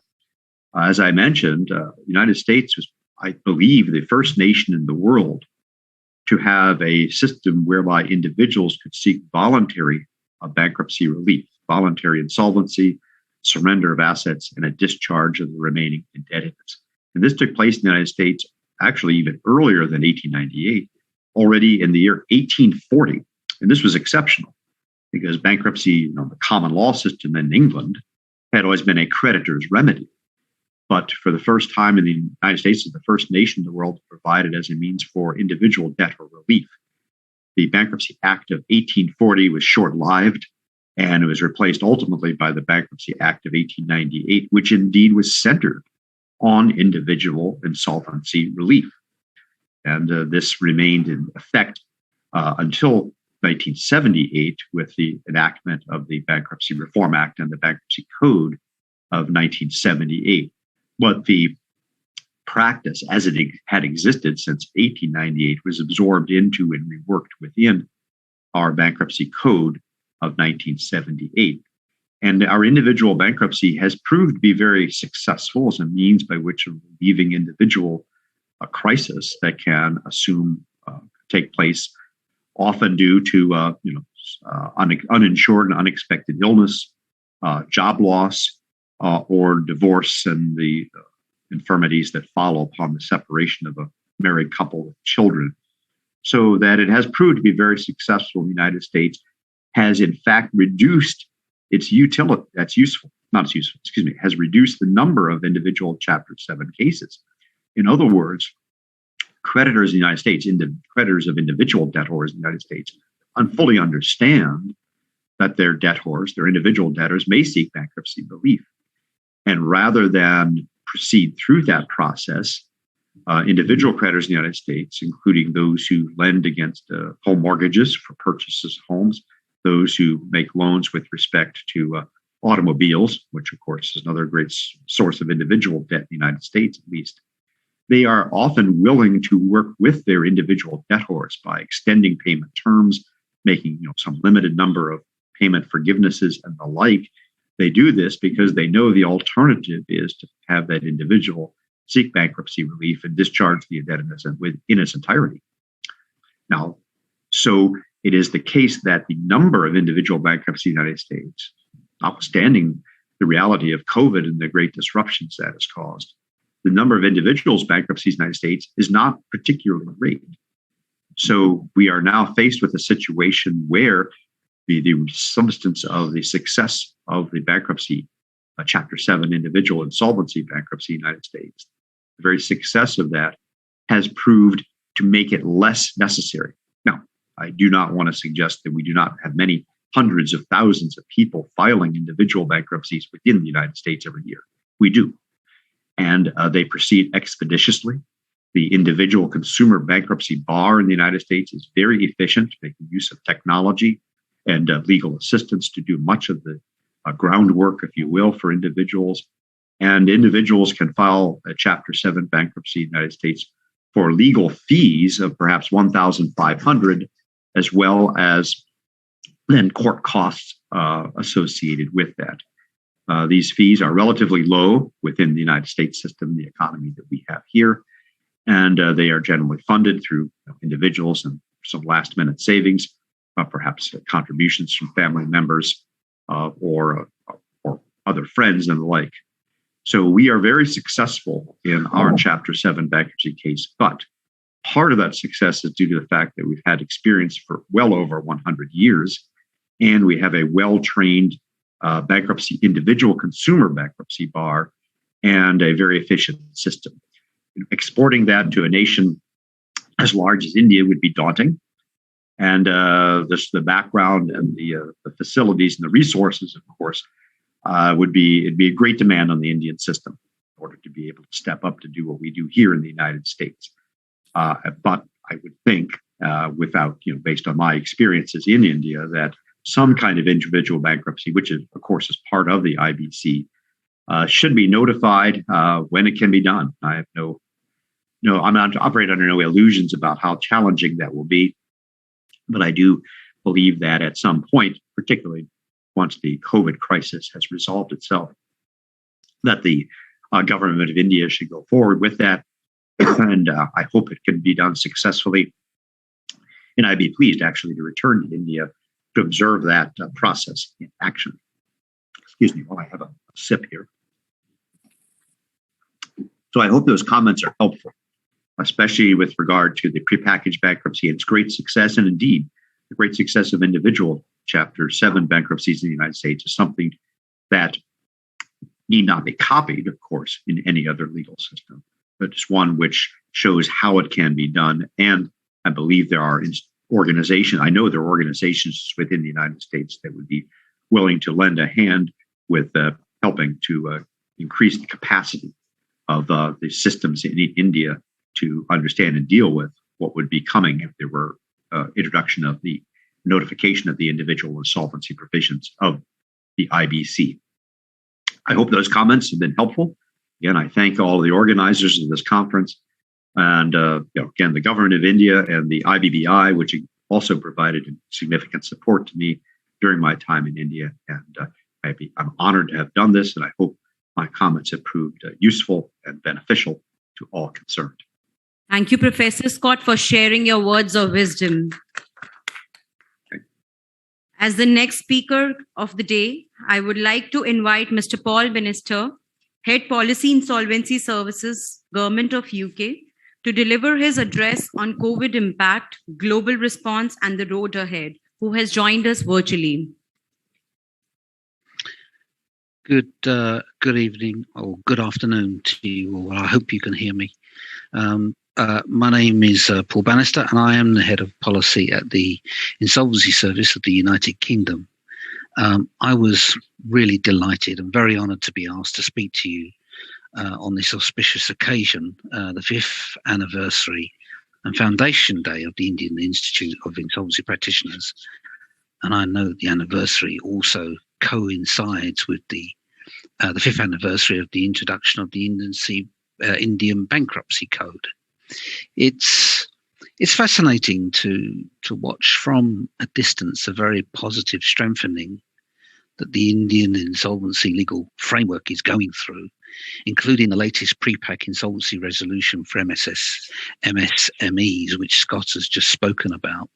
But more importantly, how the Indian insolvency practitioner community is using the tools provided by the framework to greater effect in rescuing businesses and returning assets to creditors. It's also very impressive to see the ever-increasing number of insolvency professionals that are registered with the Indian regulators and the GIP launched in 2019 to train young graduates to become insolvency practitioners.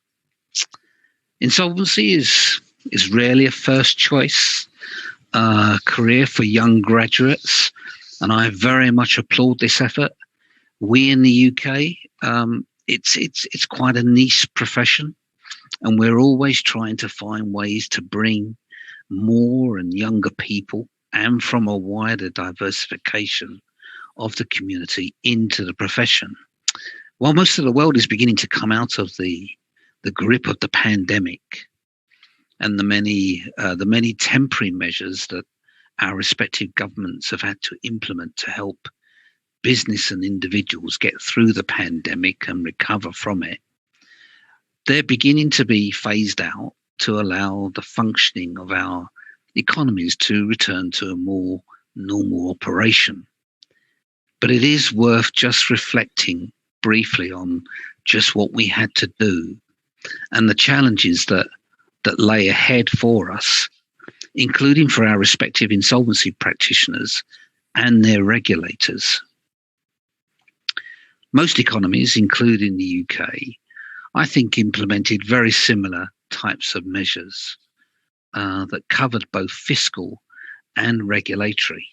The fiscal measures included financial support to our companies that were ordered to close or restrict their trading, which was mainly to cover the cost of staff wages, which we in the UK, we called it the furlough programme. Deferment of corporate taxes, such as VAT and tax, and bounce back loans and other support grants were the major fiscal programmes. The insolvency regulatory support covered in the UK, it was the relaxation of wrongful trading provisions, restrictions on winding up companies, and the prohibition on commercial landlords from being able to evict their commercial tenants. While many of these measures have now expired, and much of the UK, and I think many parts of the world's economies, are largely returning to normal trading, the adverse effects of the national lockdown restrictions continue to affect business ability to really bounce back strongly. And now we're seeing other strains in our economies and real shocks, such as from supply shortages or sudden price increases in commodities such as energy. These factors will mean that continued government support is needed to help business trade their way back to financial health. In the UK, that has meant further restrictions on the rights of creditors to enforce their debts and a slow return to collection of loans given by government to firms. In addition, we're seeing schemes introduced to deal with commercial debts such as rents, which are needed to help business to come to agreements with their creditors. You may be aware that the UK is developing an arbitration scheme to help landlords come to agreements with their commercial tenants to deal with the nearly £7 billion worth of unpaid rents. Of course, government has a vital role to play in all of this, but so do insolvency practitioners and their regulators. With so many businesses facing financial stress,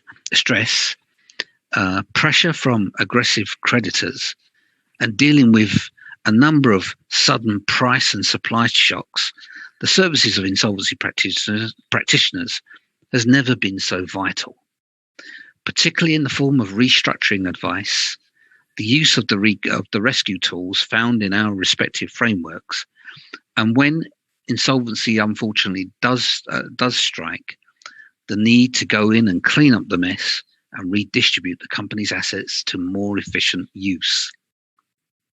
In the UK, we introduced the new company moratorium, which gives businesses up to 20 business days free from creditor enforcement of their debts, and a new restructuring plan.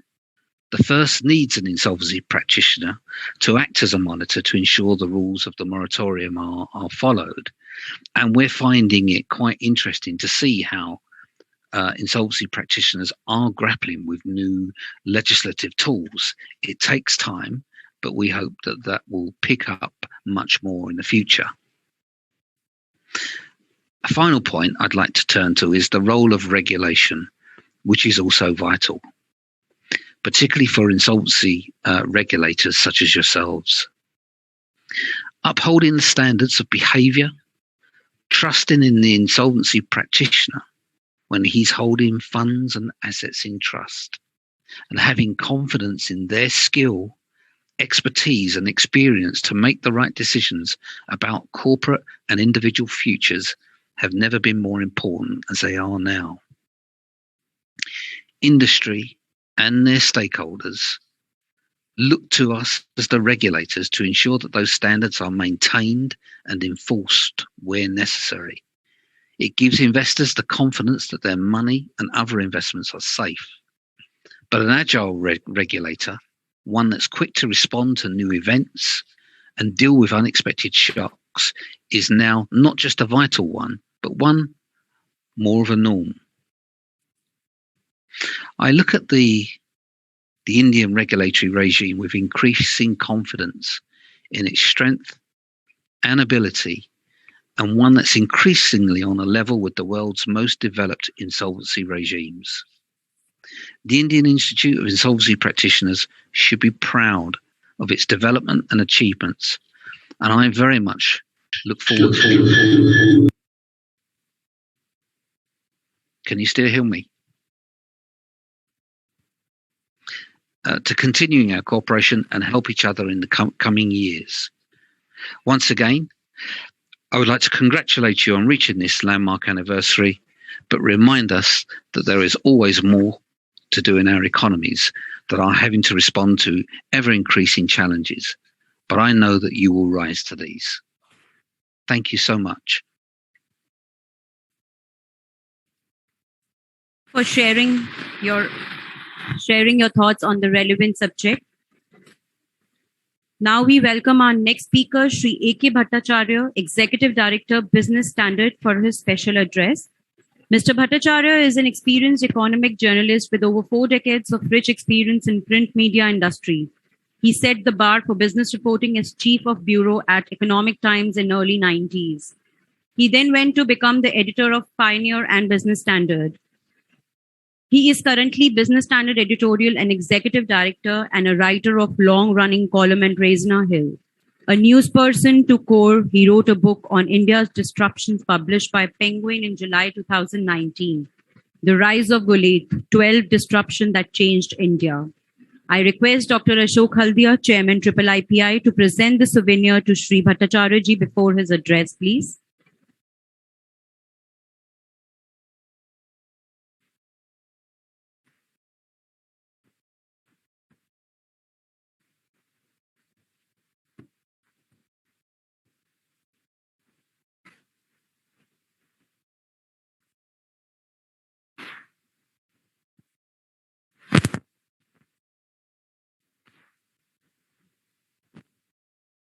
Good evening to you all. Thank you, Dr. Haldia, Mr. Shukla, Mr. Swaminathan, Mr. Madan, and esteemed guests here from the community of insolvency professionals. To be honest, I am an outsider here in the sense that I do watch this profession. I do watch governance. I do watch the play of policy and politics from a distance. So therefore, my comments on this, I would call an auspicious occasion, should be seen from that perspective. It is not a perspective of experts at work. It is a perspective of an observer from I would say from a vantage point, because as media persons, we do get an opportunity and access to issues and developments which are pretty privileged at times. So at the outset, I would compliment and congratulate the Iipi for completing 5 years. 5 years is a short time for a human being. A human being, a girl or a boy, actually just starts walking at the age of 5. But I can see that the Iipi has actually taken huge strides in these 5 years with such eminent professionals. And also, I must say that this is one area, this is one piece of legislation that came into being in 2016, which is, with every passing year, has strengthened itself and at the same time faced even more hurdles. Let me expand on it a bit, but before that, I would like to take you down the memory lane that this year also happens to be the 50th year, the Golden Jubilee celebration, so to say, which nobody is probably doing, is of India's first institutional effort at tackling industrial sickness. The birth of Industrial Reconstruction Corporation of India took place in 1971 in a city called Calcutta, which later on became the capital of India's Sikh industries. And IRCI, that was an institutional effort in that sense, and it took about, and it was looking at sickness from an institutional, from project finance perspective, not the kind of perspective that you are seeing now. If a company goes sick, there is a problem, then IRCI comes in and asks the companies, can I offer you some loans? Can I help you get over that problem? And there's no question of even liquidation or takeover of the board or anything like that. I mean, a board would be taken over through convertibility clauses. So that was a different era altogether. 1984, you saw IRCI became a statutory body. It got more powers. 1985, you saw legislative change in terms of SICA, which gave birth to the Board of Industrial and Financial Reconstruction. Then came the debt recovery tribunals. Now, all this happened, and I was listening to Mr. Scott, and he was giving us a history of almost 123 years. That is 1898, their Chapter 11 bankruptcy code came in. I was just wondering, I would like to go back and read more about it, that were the US efforts in tackling sickness as varied and variegated and differential as ours in the last 50 years. That we have looked at industrial sickness through a variety of instruments, through a variety of prisms. My guess is that the US experiment was far more unified and far more focused than our experiment with sickness, companies going bad or insolvent. We have tried different things at different times and then felt that, oh, this is not working, let's give it up. So my first fear on insolvency and bankruptcy code, which you guys, you people, respected gentlemen and ladies, will actually are the key professionals to make it a success. There are attempts at various places that you can see that the process itself is facing a challenge. At times you suddenly get, P-package resolution. At times you say, can it be outside IBC? So even though in 5 years, if you look at the data that IBBI very excellently puts out every quarter, but I have not seen the last quarter, the June quarter was available. And that data tells you a lot has been achieved. And so my question is once again, and my doubt, and I hope I'm proved wrong, is that the experiment with IBC, IBBI, insolvency professionals, a completely new regulatory structure should be given a fair trial and full support from everyone concerned, without which the fear is we'll go back to the IRCI thing. The company had to be wound up in 2012. We'll go back to BIFR. I do not know where is BIFR right now. Who has heard of debt recovery tribunals? You do keep getting know about these things.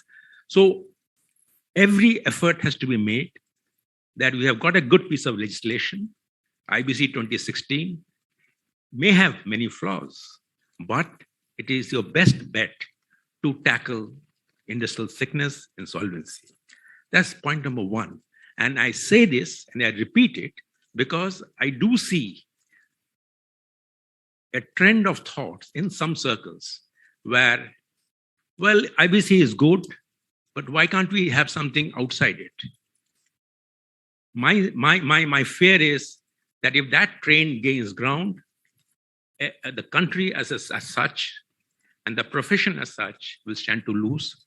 So this is a right forum where I would say that all of us should be on guard in tackling and resisting those, I would say, politically inspired changes of a regime that has the best promise, has the best chance of succeeding, because the way the law has been framed has given a kind of a legal coverage, a transparent mechanism with professionals being encouraged. So I'm all for IBC, but my fear and my hope is that IBC remains and IBBI continues to function as a strong, transparent regulator, which it has been so far. Remember, IBBI is probably one of the few regulators which not only regulates the professions but also regulate the markets and also the utilities in that sense.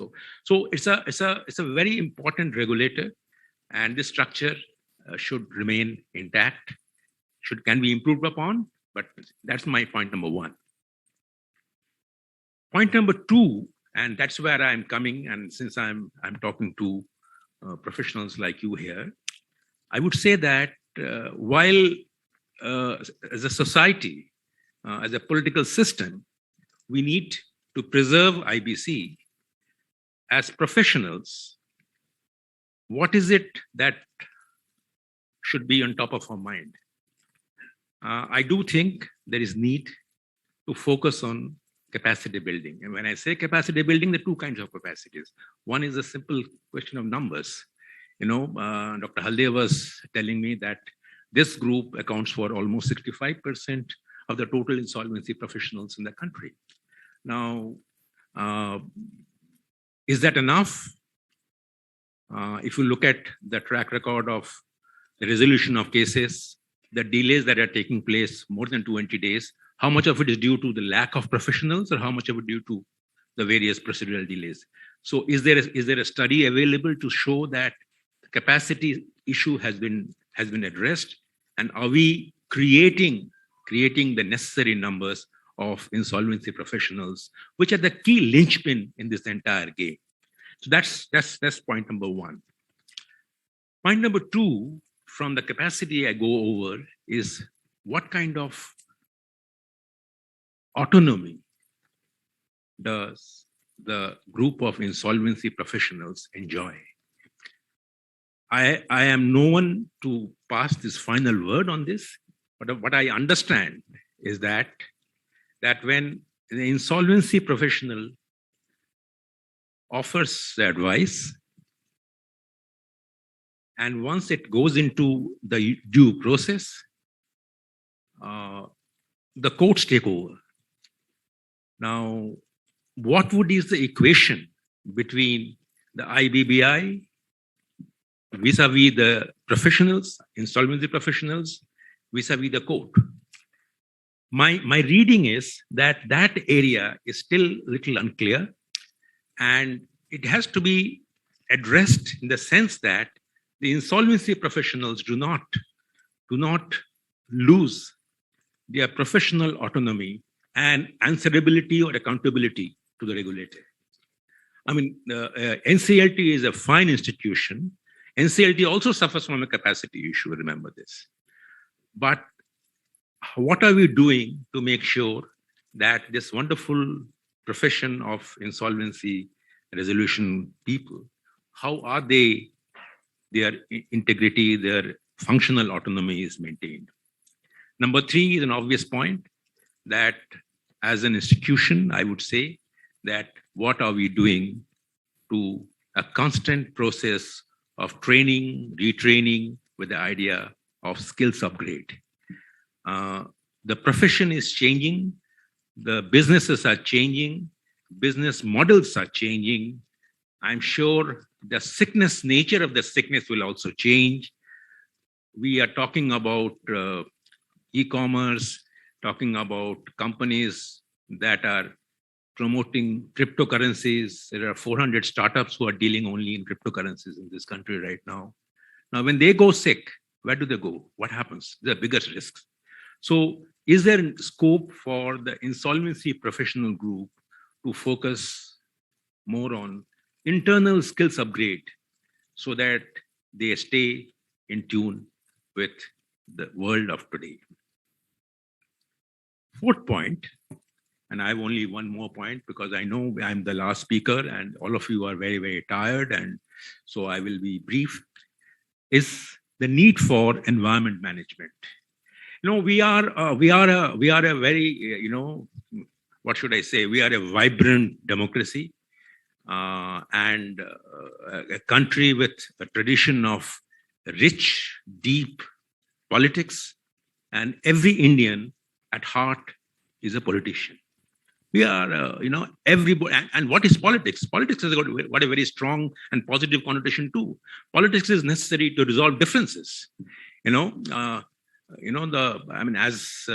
I forget the philosopher who says politics is the art of the possible. What did he mean by that? He essentially says that with politics we can reconcile differences. So it is important in a positive sense that I'm saying that Indians are deeply political.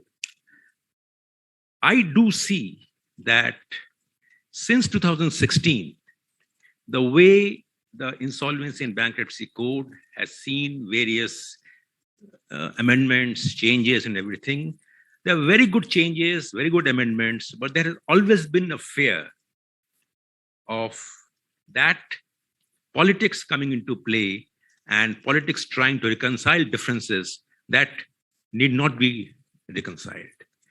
I will not go deeper into it because all of you are intelligent professionals. You would understand what I'm saying. I think that's so. How do you manage the external environment?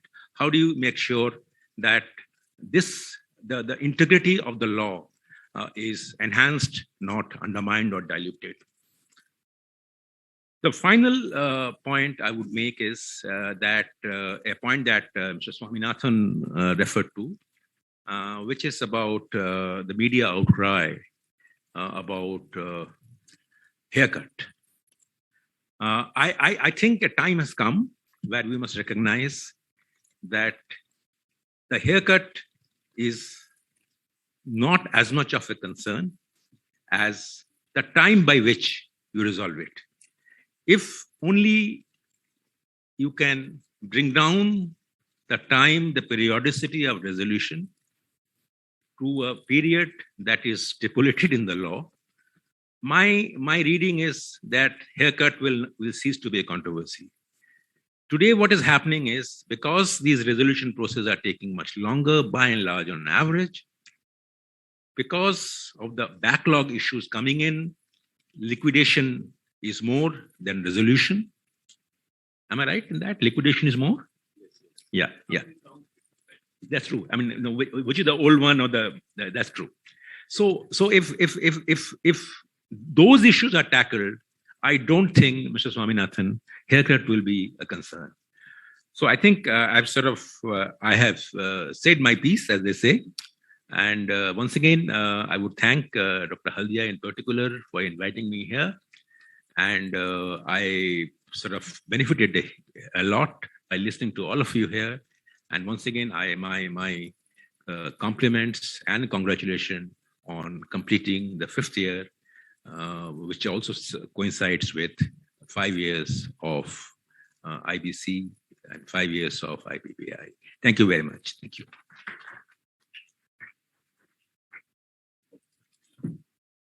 Thank you so much, sir, for your insightful thoughts. Towards the end of today's session, I request CA Rahul Madan, Managing Director, Iipi, to extend the vote of thanks to our eminent guest speakers for today. Thank you.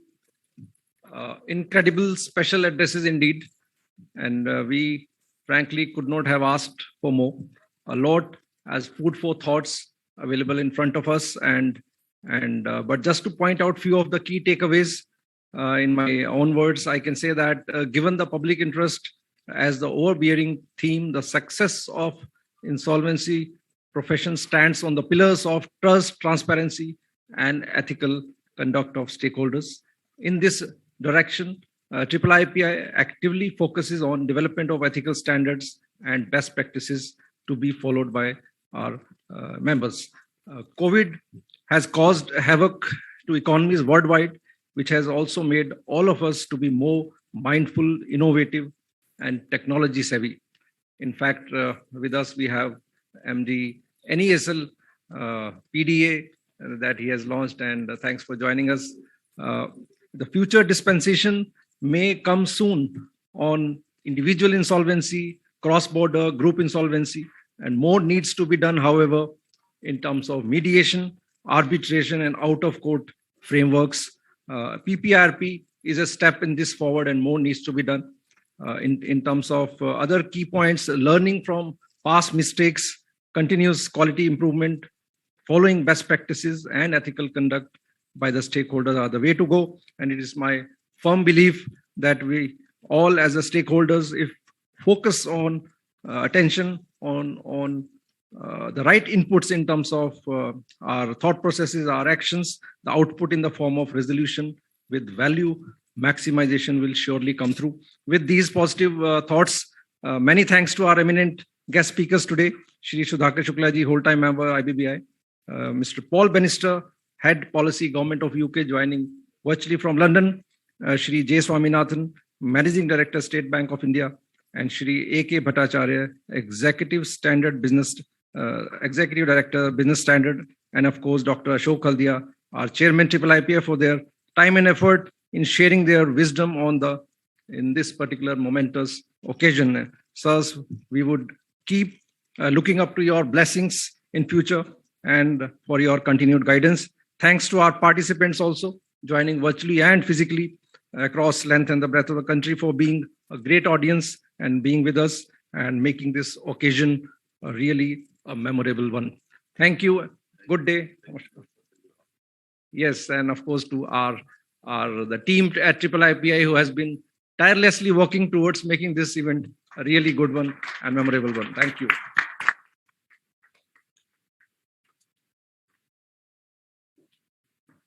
Thank you, sir. Now, ladies and gentlemen, we conclude this ceremony.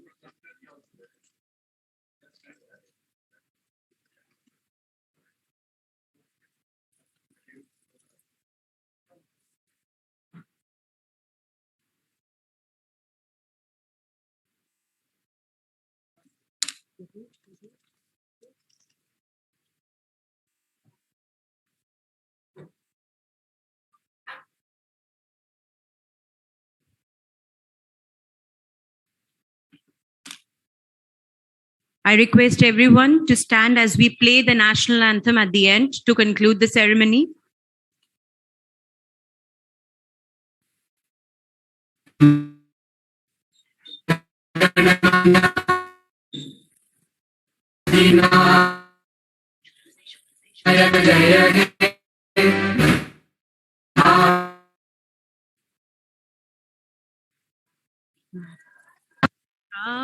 जनगण मन अधिनायक जय हे भारत भाग्य विधाता पंजाब सिंध गुजरात मराठा द्राविड़ उत्कल बंगा विंध्य हिमाचल यमुना गंगा उच्चल जलधि तरंगा तव शुभ नामे जागे तव शुभ आशीष मांगे गाहे तव जय गाथा जन गण मंगलदायक जय हे भारत भाग्य विधाता जय हे जय हे जय हे जय जय जय जय हे.